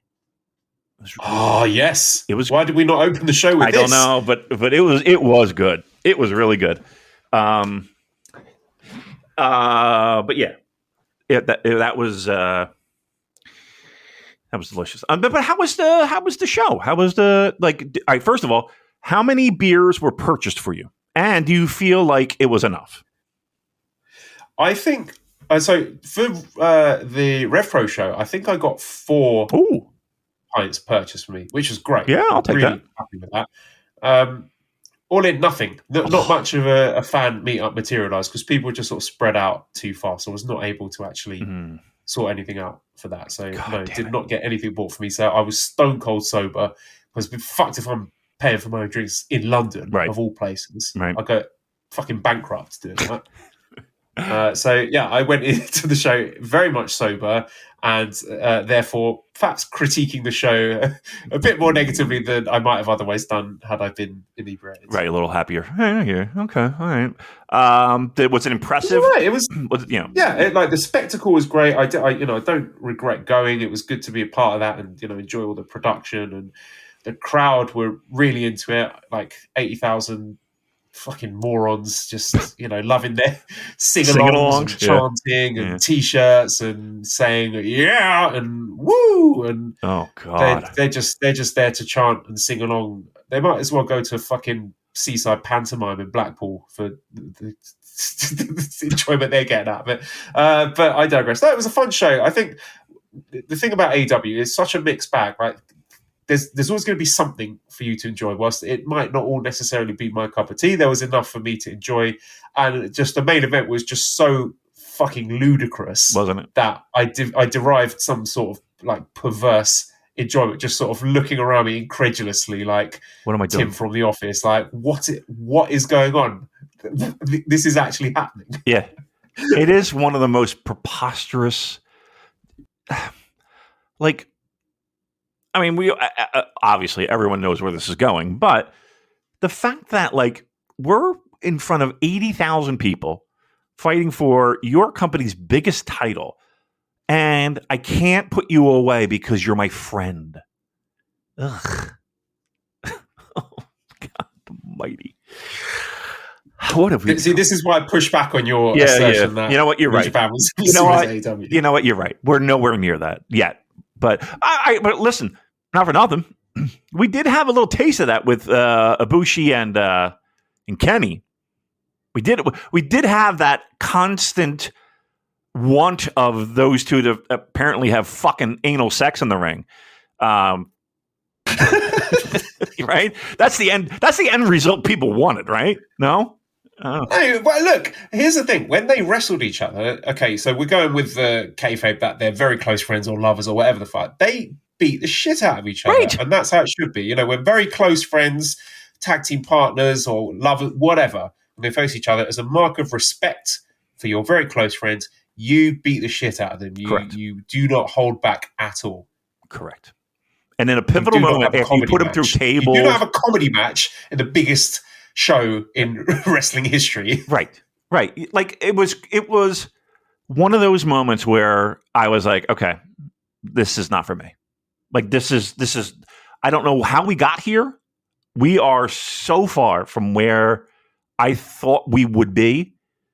It's amazing. And then, again, in front of 80,000 people. It's unbelievable. Unbelievable. But, hey, look, they're going to do what they do. And here's the thing, too. It's always Adam Cole involved in this. Right, isn't it? Like, why is it always me? Why do I always end up getting stuck watching ridiculous Adam Cole main events? You really do. You really do. Like, that's been a pretty big part of your wrestling travel history, is that. Sitting at the very top of the Barclays Center, changing light bulbs to 80,000 at Wembley. It's really what a life we live. All right, look. Yeah, we're writing the story of my life. All the terrible things that have happened to me, those are two of them. Yeah, I bet. They would be in the bottom 5 of things that have happened to Joel. Right. Oh, boy. All right, well, and then, so, again, I don't think there's going to be a tag title change. And here's the thing. I don't want to get too good because, well, the check's going to get written and then they're going to. You know what I mean? Like, don't be too good. What will they be selling for? The Wallaby Whack or something like that? Some Orange Cassidy or some fucking best friends. Ugh. What is it with can I ask you a question? What is it with all the friend stuff with AEW? Everything's friends. For friends. Ugh. Stop it. That's why CM Punk was a breath of fresh air. He had the right idea. I know people taking fights backstage. I find the actual conversation of CM Punk absolutely incredibly boring. But it's like there are people that are on both sides, and it's just one of those fucking things. It's another thing people to get riled up over. And here's the thing: if they got a fight 2 seconds before Punk was going through the curtain, and then Punk had arguably one of the better matches of the fucking night, opening the show. Pretty fucking low bar, but yeah. Right, okay. But still, that the fact that happened is equal parts hilarious and equal part. I gotta tip my cap to the guy. You know, he's gonna beat somebody's ass, and Tony Khan's gonna fear for his fucking life. Which stop. Okay, whatever. Yeah. Okay. Look, I'm not saying who's he going to face at Wrestle Kingdom? You think Punk would actually go to New Japan? I don't think he would. I think he has zero interest in taking that flight. Oh, well, let me take that back. If the money's right, he'll go. I'm sure. I think he would do it more out of spite. If again, I think I said before, if you could spin it to him some way that him wrestling at Wrestle Kingdom would be main event, sticking the middle finger up at Tony Khan somehow. You might be right. I mean, he's that kind of guy. I hear he can carry a grudge. I don't know. I'll give you a solid I don't know. But if I'm New Japan, do I make that call? I don't know. Because I don't think CM Punk means dick all to a fan base based in Tokyo and all over. Like I don't. I think if you were to ask Western fans, they might have a different opinion, but I don't think there's a Japanese fan that gives a flying fuck about CM Punk. Eighth match, then. Do you think there is? Wait, do you think there is? No, I don't. I agree with you. Yeah. I don't know. Well, let's ask. Has he ever done anything in? Like, yeah, all right. I'll ask. Let me see. Where's the Puro Power? I'll ask them because they have the pulse of. Right. Okay. Let's have a look. Okay. Oh, that's weird. What's that? They've not tweeted anything since July 24th. What? That's weird. Yeah. Especially when you happen to right around that same time mention something. All right. Hey, listen, we can't be canceled. Remember, internet arguments. We cannot be canceled. So do what you got to do. We can't get canceled. I have a disability. That's great. This is great. I love this. What a fantastic new development. We hide behind your diagnosis forever. We're going to use that on a show. Are we mental? Yes. This might be our best show ever, Damon. Hey, maybe we can get better seats too. I'll be like, listen, got a disability. Can we get the better seats? You know, maybe I can pull that off. All right. That's what went wrong at Wrestle Kingdom 14 Night 1. You're just, we're too far away and they failed to hold your attention. Well, and 9 strong zeros didn't help either, but that's okay. Right. I think we're going to put that to the strong. But it did, like, me having 9 zeros.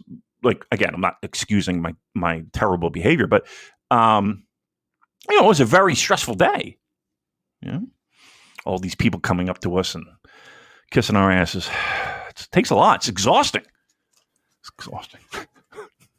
I've got to do it again. I know. I've got to get back there someday. I know, really. I was thinking that the other day. I was like, man, am I ever going back? I was going to say, do you think this diagnosis and your subsequent medication might make it easier for you to fly, or Maybe. Is the flying sort of separate anxiety? No, I don't. I don't know the answer to that question, but maybe. And if it does, then that would be another fucking door opened. That would be wonderful. That'd be wonderful if I just get on a plane and I'm like, okay, all right, it's going to be a long flight, but I don't have to worry about every fucking bump. Maybe. That'd be great. All right. Know what I was hoping for? Maybe like anesthesia, to do like a little Michael Jackson action where they put the anesthesia and you just pass out and then you wake up 14 hours later and like, well, you're there. Would you sign up for that? I'd sign up for that. Yeah. That would be tremendous. Oh, how great would it be?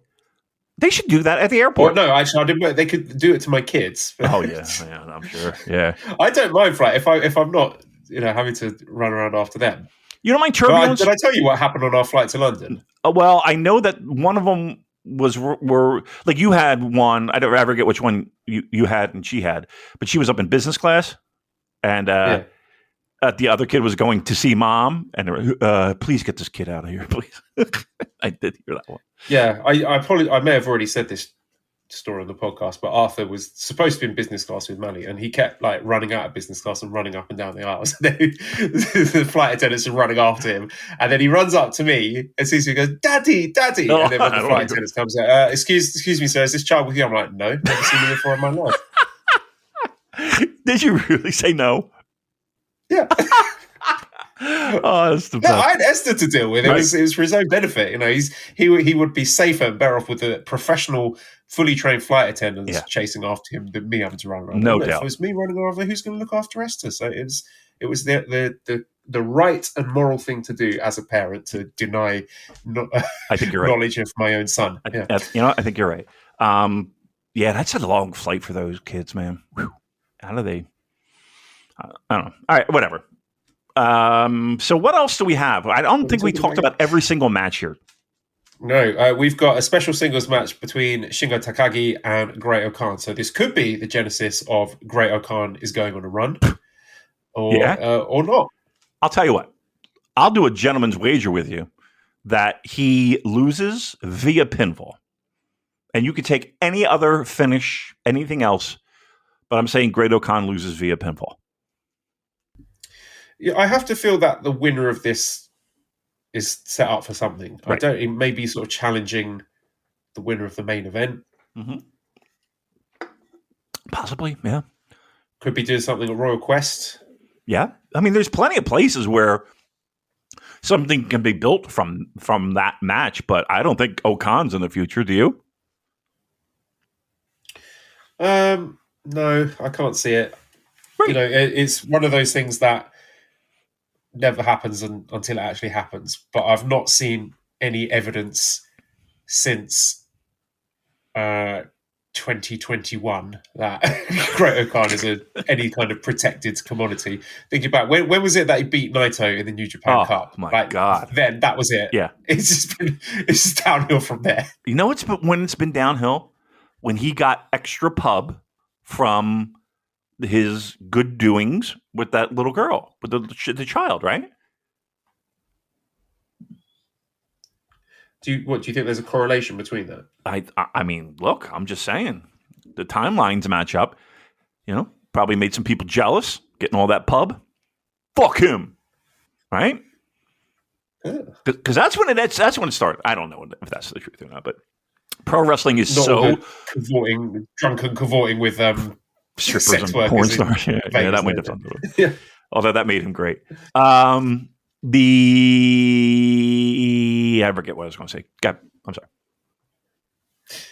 So ninth match is a special singles match, Tetsuya Naito against Jeff Cobb. So they've done away with the charade of briefcase defenses, which, to be honest, was killed stone dead after the Ibushi Jay White Naito horseshit that led to, was it Wrestle Kingdom 15, where Ibushi lost his briefcase shot, and then Naito said, "Oh, you can be in the match anyway." Right. So yeah, it was pretty much dead after that. So it's a special singles match. There's not really any stakes here. I don't think Jeff Cobb can or will win this match, but I was going to say, don't you hate this though? It would be good, but, I hate. Naito, I mean, you see this a lot in pro wrestling, but it's like, right? Like it means nothing. Like, what am I supposed to get excited over here? Yeah. Do you think this? Would you prefer this with the briefcase stipulation? Yeah, I mean, at least there would be some stakes. I mean, look, I don't think anybody here expects Jeff Cobb to get a win. Like, I just, unless they have some wacky spaghetti theory fucking way to get there. And nobody expects Jeff Cobb to win. But we do this every fucking year. Every fucking year we have this kind of meaningless thing, and then when we have a meeting, we just completely ignore it. Fucking all right. I'm getting really down on New Japan Pro Wrestling right now. Okay, main event looks great. I'm very excited by this. Okay. So the 10th match, IWGP US in brackets UK heavyweight championship match. Will Ospreay defending against Yota Tsuji. So this is exactly what, if Ospreay is leaving in January, this is what he needs to be doing. He needs to be, I was going to say putting over, at the very least working with guys like Yota Tsuji. So if you were to tell me, okay, Ospreay's got a few months left, who do you want him to work with? I would be saying Tsuji, and I would be saying Shota Umino. Again, I know we already worked with him at the back end of last year, but I would be saying for his swan song, maybe he should be staring at the lights for Mr. Umino, or maybe even staring at the lights here. I don't know, probably a bit soon for Tsuji, but just based on their interactions in the preview tag matches that have been happening on the Road to Destruction tour, I think this is going to be a very exciting match. Tsuji has a very dynamic and fun to watch style, and I think that's going to mesh really well with Ospreay, who is the best wrestler in the world. Sorry if you don't like that, but he is, and he is also the best in the world at making his opponents look good. Yep. If anyone's going to make Tsuji look even better than he already is, which is pretty fucking good already, that's a high bar to clear. It's going to be Ospreay. So sky's the limit for this one. There has been a lot of talk circulating about the Intercontinental title. Let me find exactly what Tsuji said. He said, suppose Naito wins the IWGP World Heavyweight Championship. If I am the US champion, I will return. Please, he says to Naito, please split the IWGP Heavy and IWGP Intercontinental. If I win the US Heavyweight, I will return the US Heavy and challenge for your Intercontinental. So there's a lot of smoke here, and I don't want to waste too much time thinking about or analysing it, because you know what, New Japan have such a dysfunctional relationship with championships and belts. Like, it's just guys saying shit.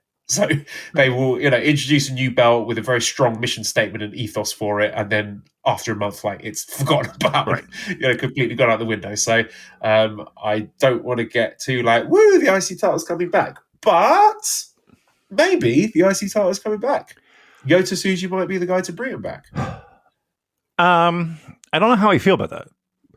On one hand, I think it's a well-needed thing in the sense of, at one point, that was the secondary title. It was established that it was the secondary title. Now we kind of got the U.S. title, and then depending upon who holds it, the Never title could be that title or what have you, right? So it would set a bar, right? This is the definitive secondary title. Fine, no problem with that. We don't need another title. We don't. In less than 3 years, we're going to go from an entire storyline of combining these titles into one massive super title, world champion. And then we're going to fucking pie piece it out. Please don't. Please don't. Please let this just be a wrestling promo, because I look. I stick with what you got. Let's make that work. I really that would anger me to know if they did do that. If they had this fucking how do you make that decision? Okay, so I'm the champion. I hold this title. I'm only going to defend 3/4 of it as the Intercontinental title. Well, and people are staring. What title? What? Oh yeah, that was 5 years ago. Remember? Oh, what? The weight belt. Oh yeah. Oh, okay. We're doing what now? You This is not good for Damon's ADHD. It really isn't. I have a disability. If you keep this up, you are cancelled, my friend. Yes, we will. Yes. Do you want to say it? Say what? See this title come back. Oh, I don't care. I mean, I understand that there is at any given point a singles title that is functioning as the secondary title for the main eventers to feud over who are not in the IWGP heavyweight title program. I understand that has always been the case, whether it's a white belt or a red belt, and I don't care which it is, as long as it's booked well. I think the US title has been booked pretty damn well, actually, over the last disappearances in the other promotion notwithstanding. Mm-hmm. When it is in the hands of a New Japan wrestler, I think it's been booked pretty well and made to feel relevant and prestigious and exciting. So just pick a fucking lane. Just decide what color you want your belt to be and stick with it. Stop fucking about with it. Right. Because what you're doing is, in essence, is okay, again, I'm not saying this is going to happen. So maybe we're just talking about a bunch of nothing. But okay, instantly, like I'm supposed to care about this fucking belt that has been absorbed and out of the picture forever. Now I'm supposed to who cares?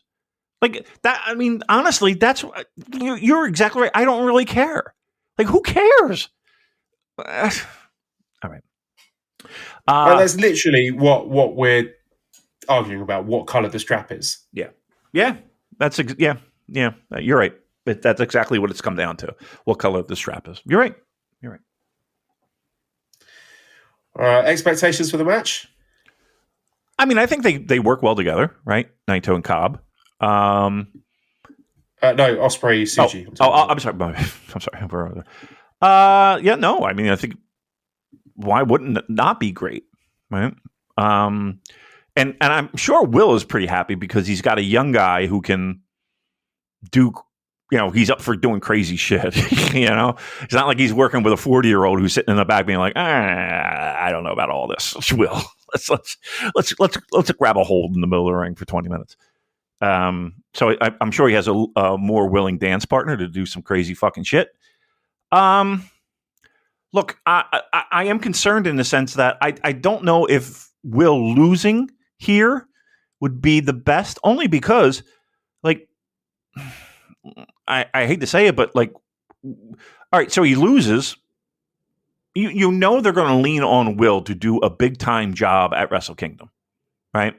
I'm not saying he's going to go at like Kushida versus Ishimori, but I'm saying he's going to, it's going to be a competitive, fun, awesome, great match that, he might very well lose and put over somebody. So I think that would have more meaning than doing it here. Now we can build to that if we want to. No problem with that. But, I don't think this is the Will Ospreay looking at the lights tour, nor should it be. But in the same breath, I think to make his opponents, whomever they may be, and if they're the youngsters, I got no problem with that, to make them look as strong as fucking possible. I think that's a necessity that has to happen. But I mean, if he's going to lose, I feel like he should lose at the Dome, where it's the biggest show of the year.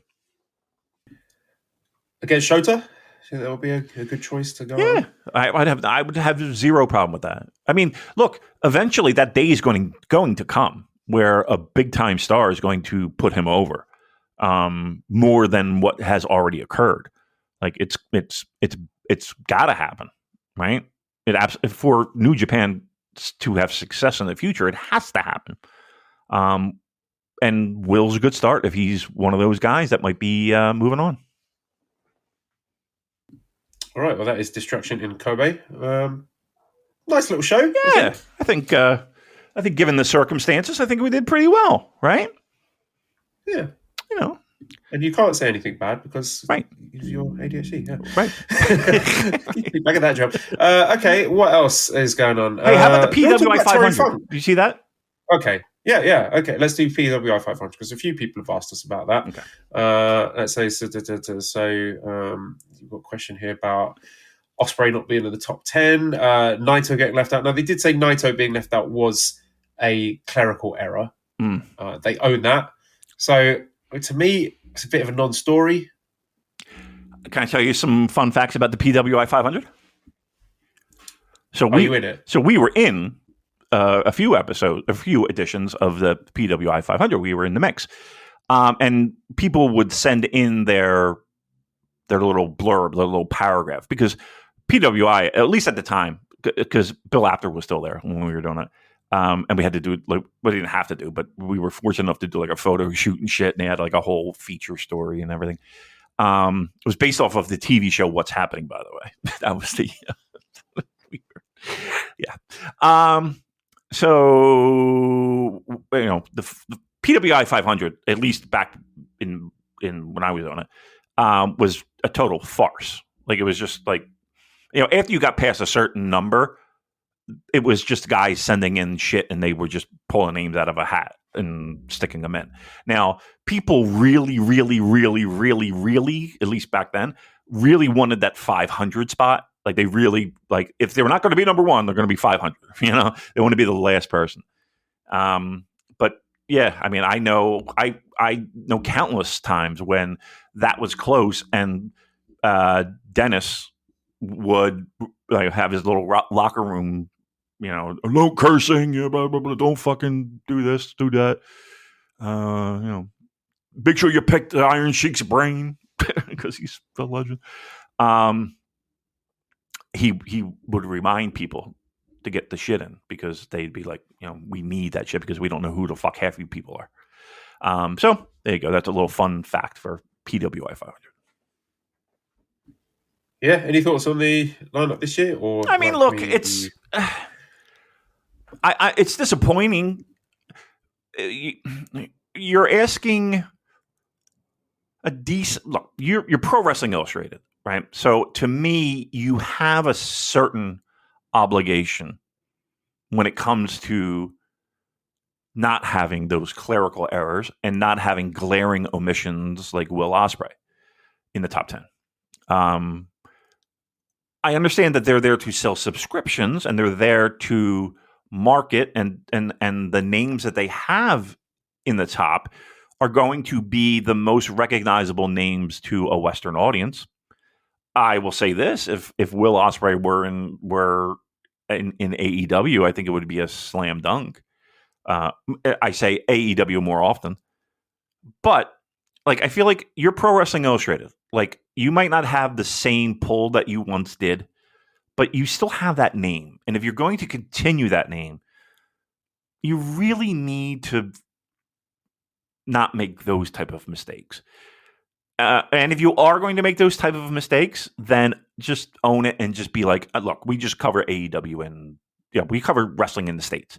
Don't try and be international because you're not doing a good job with it and you're going to alarm people. At the end of the day, though, it means literally nothing. Like it means zero. You know what? I take that back because there were people in a locker room that actually cared that this person was ranked above them. And I'm like, and this is back in the 90s, mind you. And Pro Wrestling Illustrated had definitely lost its luster, you know, when it came to shit. I mean, listen, back in the day, it was, you know, even though it was all kayfabe, that was it. That was all you had, right? So that was like what you had. But people still cared in the locker room. I do remember that. Why is fucking Rick Ratchet above me or whatever? I don't know. You know, just shit like that. But yeah, people cared. So I don't know if they care now. But at the end of the day, it doesn't mean shit. It's not like you're making more money. It's not like, you know, promoters are now knocking down your door. I don't think that's happening.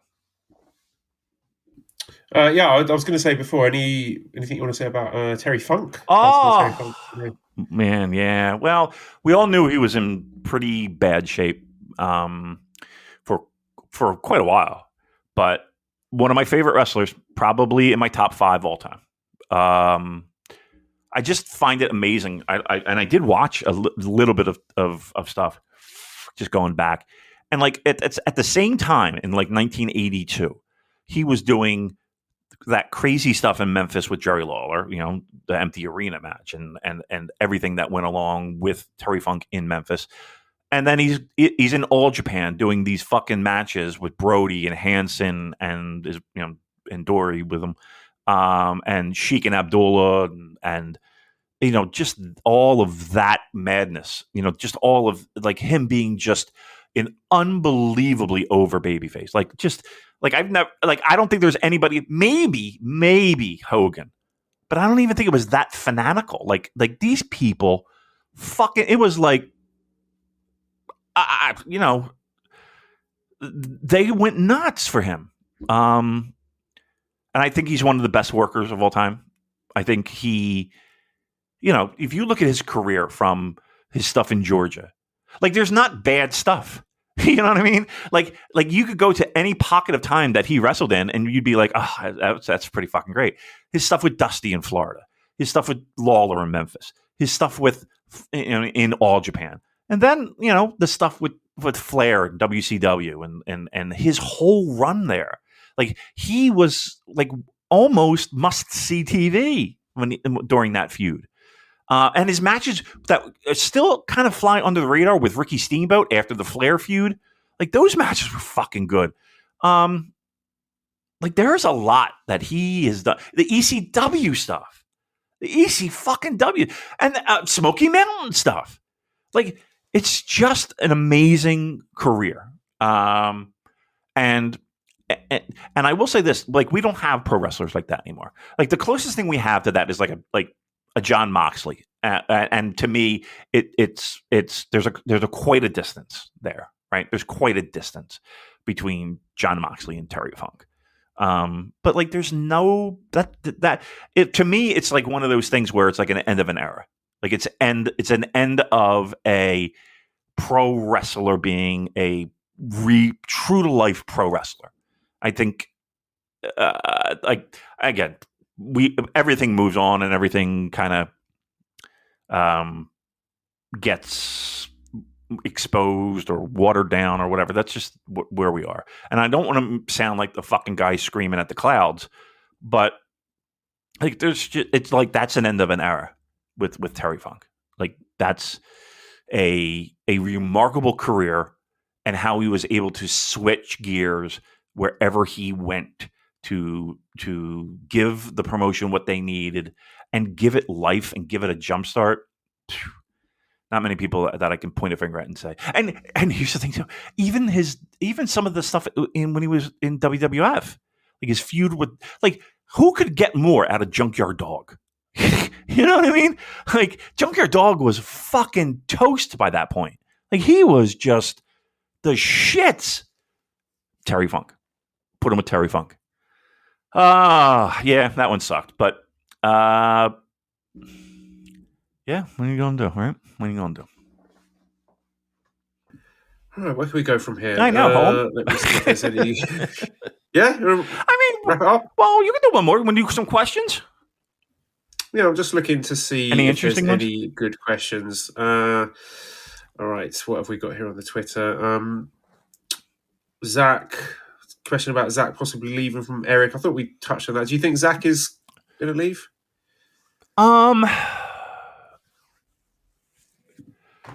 I don't. Here's what I truly think, and I don't know him. I think I've talked to him once, twice, if that at best. So I don't know him. I don't know what's in his head. But I would think that he's looking at all of the people that he, became who he is today, all around him, making really good money, doing less work, might be appealing to him right now, right? I think everybody celebrated the fact that he turned down Triple H when after that tournament. Everybody was thrilled that he was like, you know what, this is not for me. I don't think this is what I want. But there wasn't really another option. New Japan was it, and working other promotions. I don't know. He might be looking and saying, you know what, maybe I do make that move. Do I think it's happening? I think it's a better than 50-50 chance. So let's put it that way. Whereas like 3 years ago, 4 years ago, you're probably in like the 20% chance of that happening. So I definitely think the percentages have risen, and I think it's something that I think everybody should be concerned with. Let's put it that way. Yeah, I had it wasn't on my radar until they announced the big Zach versus Danielson. It always feels to me like these big matches are sort of Tony's way of saying, see what you could have right. if you join me. Right. Yeah. Right. I mean, he's working a person that, I think everybody have, anticipated that due to, the Observer Awards. I mean, that helped fuel that fire of everybody wanting to see something like that. And I think they met once, but it was, many moons ago. Certainly neither of them are what they are right now. And he's headlining a big building. He's headlining an NHL-sized arena. Like he's got to be looking at that with, Okay. At best, he'll headline not the biggest shows in the world for New Japan. He's not headlining Tokyo Dome. I don't know. He's got to be looking at that, I would think. And that's the problem. Tony Khan can tickle his ass with a feather and say, look at what you could have. Look at what you could have. And I'm going to be honest here. I know it's about everyone making money, and I'm not telling anyone to not make money. But can we stop? Like, do we have to preface every single conversation with that? And this is not me having a go at you, but it's just so tedious. Like, when that is the comeback, like, oh, you should be happy with them making money. Fuck off with that. Like, I want to see good wrestling. Right. I shouldn't have to couch every single discussion of this with, oh, we're not blaming them. We all know they want to make money. Blah blah blah blah blah. Because that's the first thing people are going to say. Well, they don't want them, to be successful. No, that's not it at all. But I guess my point is this. AEW and that roster is chock full of talent, right? Do you really need to go out there and try to woo everyone? Like, what would be the harm in Zach being in New Japan and doing occasional AEW spots? I don't think anybody would have a problem with that. But the fact that there's a possibility of him being just hoovered up, and all these guys just being hoovered up, it's kind of depressing to me. Like, yes, money talks, absolutely, but I don't know, at the expense of everyone else. Like, you're going to collect these guys as like pawns for your 2 fucking TV shows that people somewhat watch. It's like, I don't know, man. That's the shit that pisses me off. Like, it's great that you're an option, Tony. It really is. It's great that you're an option and everybody's getting paid. But at what cost? Like, at what fucking cost are we at now? That's what's depressing. Because this is it. Like, people don't learn from their fucking mistakes. It's just depressing, that whole situation. It really is. But that's where we are. We gotta have our toys. We gotta collect our toys. It gotta be all mine. It gotta be all mine. Okay. Knock yourselves out. Yep. Sad. I'm sad now. I feel sad. Oh, don't feel sad. Imring Art says you're offered an all-expensive paid trip to Tokyo for Wrestle Kingdom, but you have to wear CM Punk merch the entire trip and be full CM Punk cosplay for the show. Kickpad, Speedos, Tate Hands, and CM Punk hoodie. You go, absolutely, because no one in the Tokyo Dome would know who you're dressed up as. I'm just a fat American, right? In terrible clothing. That's all. Wow, what a shock. Yeah, absolutely. Can I up the ante a little bit and do a little? Can I do business class? Would that be okay? Would that be all right? I'll tell you what. If I can do bring my family, do they have to dress up like CM Punk as well? Yes, of course they do. Fucking, I'll dress up like AJ Lee. You kidding me? I don't give a shit. Who cares? I'll skip to the ring. Dress up as Ace Steel because he bites people sometimes. Yes, that's good. I like that. All right. See, we have a whole thing. Planned.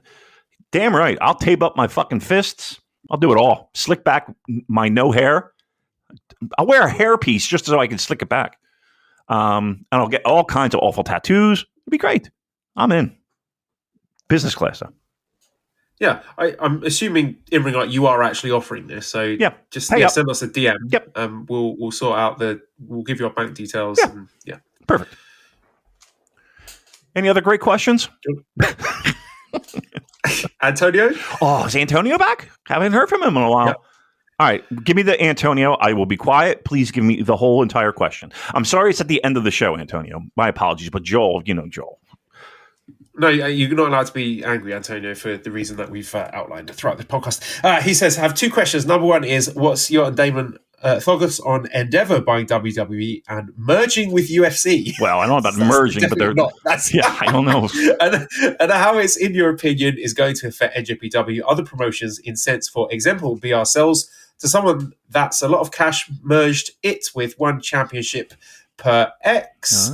Or Cyber Agent buys NJPW and Stardom puts it with another MMA fed into Cyber Fight per X. What's your thoughts on the whole deal as whole, since in the future may affect other promotions too, perhaps? 2 questions is, since your Gunner and Booze can't get Portuguese football questions, so here's an European one that you will love, especially you, Joel, which I want you guys to predict the whole Champions League 23-24 group stages, including Arsenal, at the start of the show, if you want to.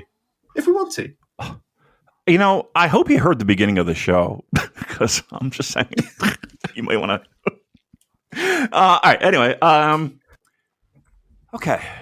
I don't understand a lot of this, but from what I gather, is there concern with the conglomerate that UFC and WWE under the same umbrella?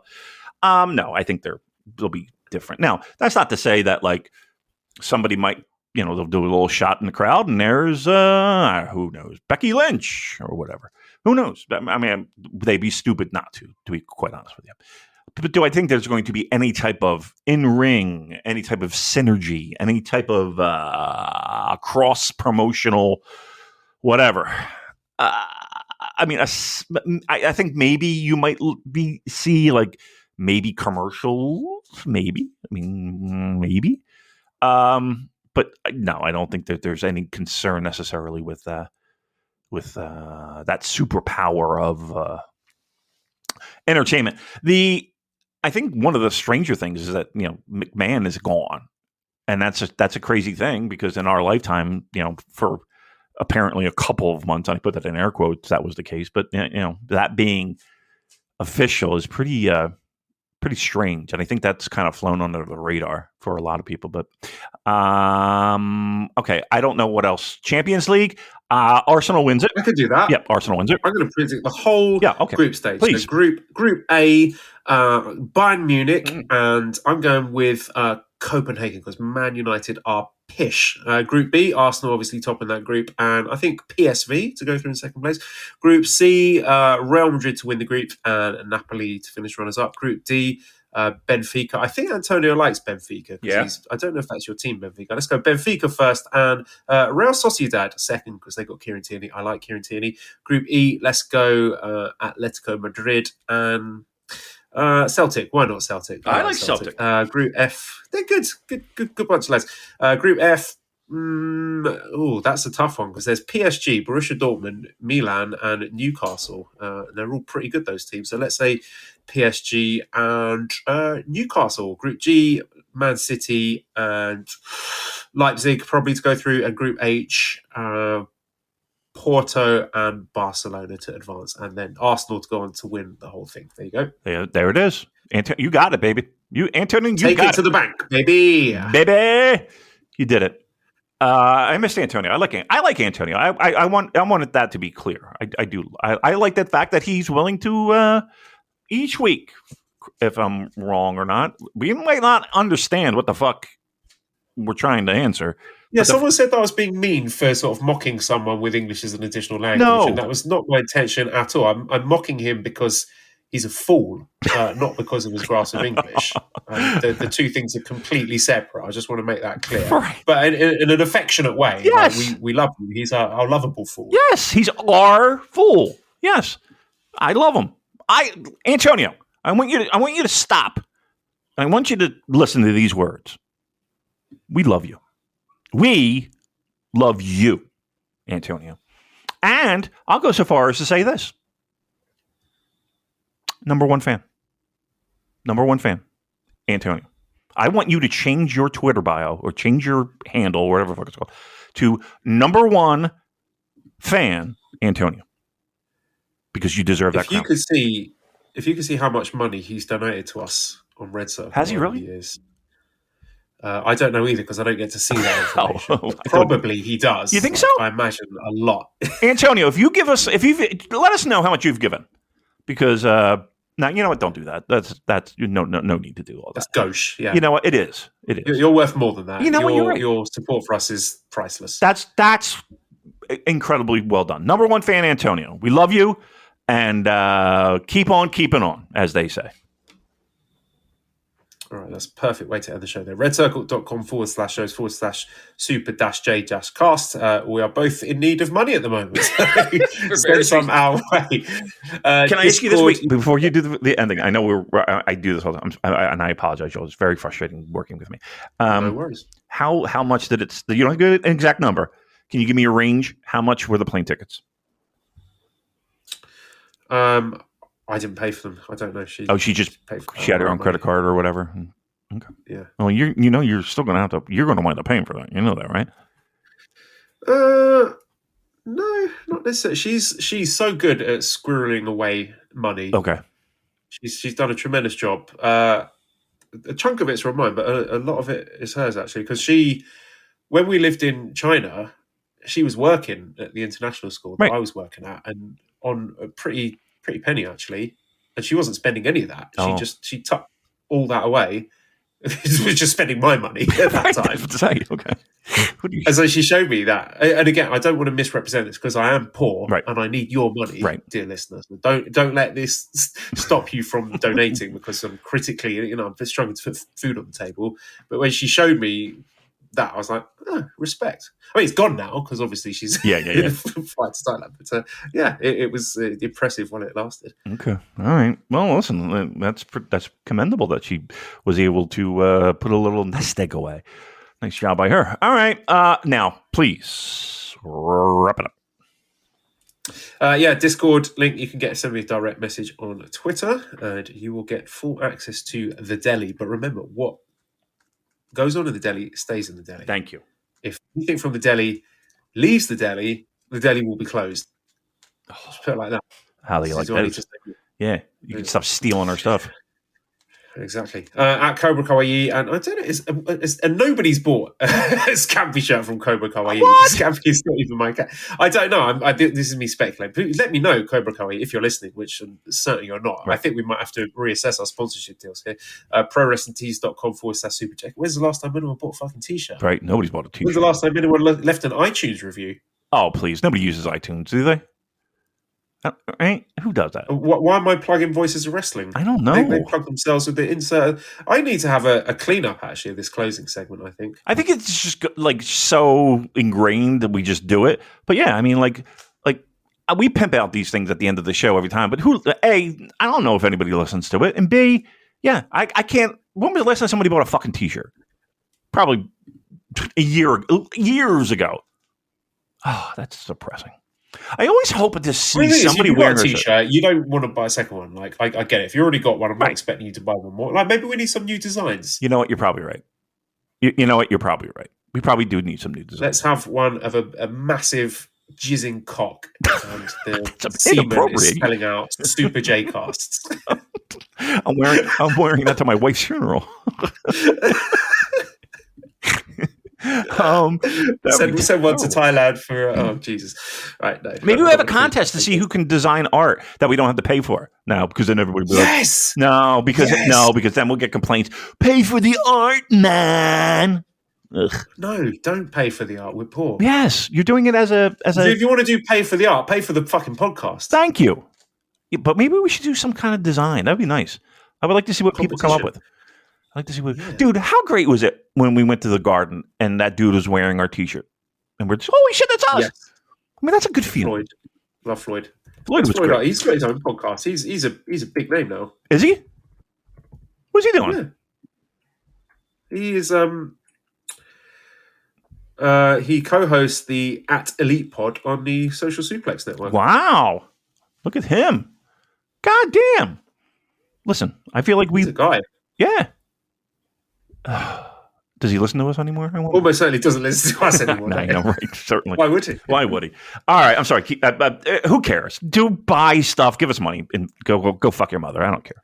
Right, I'm deleting the Subscribe to Voices Wrestling Podcast Network because there's all those insert promos you hear at the start of the show. That is pointless. Cobra Kawaii, I'm watching you. I'm side-eyeing you. We need to have a talk. Oh. Is anyone buying the Scampy t-shirts? Because I'm not seeing any money here.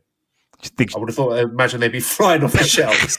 We should be billion. I haven't got a sausage. Right. Everyone should be wearing it. It should be like Austin 316. All right. Am I still going to ask for reviews on iTunes? Because most of them are quite who cares? They say hurtful things. They really do. I don't think I've ever looked at it. So no. Who cares? I don't care if you do. Do I want people to follow us on Twitter? Do I care if people follow us on Twitter? I want less people to follow me on Twitter. Yeah, probably. Tell them to follow us. What was the other one that like was so popular for like 3 days and then nobody talks about it anymore? The one that Facebook did. What was it called? Skitch or fucking cuntbag? What was it called? That'd be a terrible name, by the way, if it was called that. Like nobody's gonna go on. Threads? Hi, this is I'm Damon McDonald on cuntbag. I don't even know what it's called. Clitties. What's it? Clitter, we should call it. The new Twitter, but with just exclusively photos of people to upload of their genitals. Yeah, you're gross now. Now you're just being outrageous. Gone too far. All right. Okay, so am I getting rid of follow us on Twitter at the Super Jcast? Is anyone listening to that thinking, yeah, I am going to follow? Surely, if you're listening to this, you already follow. Either are already following us or don't like Twitter or don't care about Twitter. Right. And probably 90% of the people that follow us on Twitter, aside from like every important person in pro wrestling, they don't listen. You know what I mean? Like they just kind of just lob on to us, waiting for us to throw pastrami sandwich their way. So they're, like. There are people on our Discord who claim not to listen to the podcast. I don't understand that. I don't understand. I should ban them. That really annoys me. I mean, to no end, it annoys me. To no end. And they'll almost like brag about it. Like, yeah, like that is a flex to them. Yeah. Like, okay. Why are you here again? Oh, you like to talk. You like to have conversations about pro wrestling. Do you? Listen to the fucking show. Okay, that's a bannable thing. Next time someone says, I don't actually listen to the podcast. Dude, that's why I kind of I had a fucking day and I'm seeing all this shit and I was just like boom, boom, I like it when you have those days. Well, wait, so I didn't know everybody knew it was me doing it. There's only 3 people that had that power, and it wasn't Joel, and it wasn't Booze. And I was like, oh, fuck. We wanted to do it. Really? Okay. We often discuss. There's several people we discuss. Should we boot this person for this? Listen, send me the names. I don't give a fuck. They're gone. They're done. You give me the names, I will fucking do it. And I'll go so far as to be like, it was me. How about that? Because we didn't like you. You hear that? Well, no, they wouldn't hear it because they're not listening to the podcast. But shape up. Well, listen, they'll get it third hand and say, Damon said he's going to buy everybody pizza if we don't listen. That's how the information gets trickled down. Idiots. We've already got one person on the chopping block for doubting the veracity of something that appeared in the delis. Really? We are taking no prisoners in future. Really? Somebody doubted what we said in the deli? Yeah. When have we ever been wrong? Seriously, I know, right? Never. Did they get tossed? I've said that when they are proved wrong, groveling apology or they're out. Yep. Yes. Yeah. Yeah. I don't want just like, I want like 3 or 4 sentences. Yeah. Yeah. I want something. I want a thought-provoking apology. Yeah. Yes. How dare? Why are you? All right. Never mind. Just going to make me mad. The apology needs to be as loud as the disrespect. Thank you. Oh, Joel, you know what? You are such an intelligent wordsmith. That's a CM Punk thing. Oh, really? Well, listen. I expect to see your fists taped and marked with an X. All right, listen. We've been going on forever. This has been the longest ending ever. I think this podcast is actually better without me structuring it and planning. Me too. I said it from the jump. Like I feel like we get more. Like it's more. I don't want to say authentic, but it's more. Yeah, it's just us fucking. Yeah, because we have nothing. We have no material. We have nothing to do. Right. All right. You got to go to bed soon, right? What is it, like midnight there? Yeah, it's 11:30. I mean, it's Saturday, so I've got nowhere to be tomorrow. Well, still, I mean, listen, you sit here fucking at midnight talking to me. You kidding? Jeez Louise. Yeah, I would like to go away and watch all the cutscenes from the new Mortal Kombat game story mode. Wow. I'm going to learn about hashes and great. password cracking. That's what I'm going to do. Sick. Yeah, it's pretty cool. All right, then. All right, so to wrap it up, no, I'm not doing any plugs or anything like that. Yeah, go fuck yourself. Fuck everyone. Goodbye.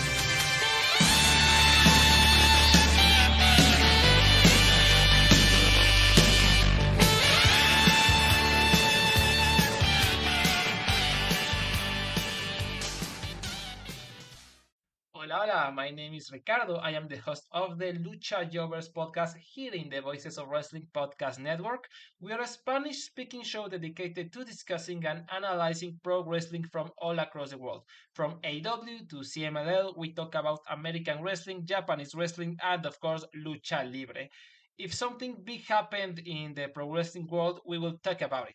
So if you know Spanish or have a friend that knows Spanish or want to practice your Lucha Libre pronunciations, go listen to the Lucha Jovers podcast right here in the Voices of Wrestling Podcast Network. Nos vemos por ahí. Hey kids, do you like wrestling? Well, we like wrestling too. We are Shake Them Ropes here on the Voices of Wrestling Podcasting Network. Myself and Chris Novembrino kind of doing a lazy river of wrestling criticism, going through the news and whatever happened in stateside television wrestling. And also, you know what? Sometimes we just like to watch old stuff and talk about that too. Love for you to give us a listen. If you haven't already, we are Shake Them Ropes here on the Voices of Wrestling Podcasting Network.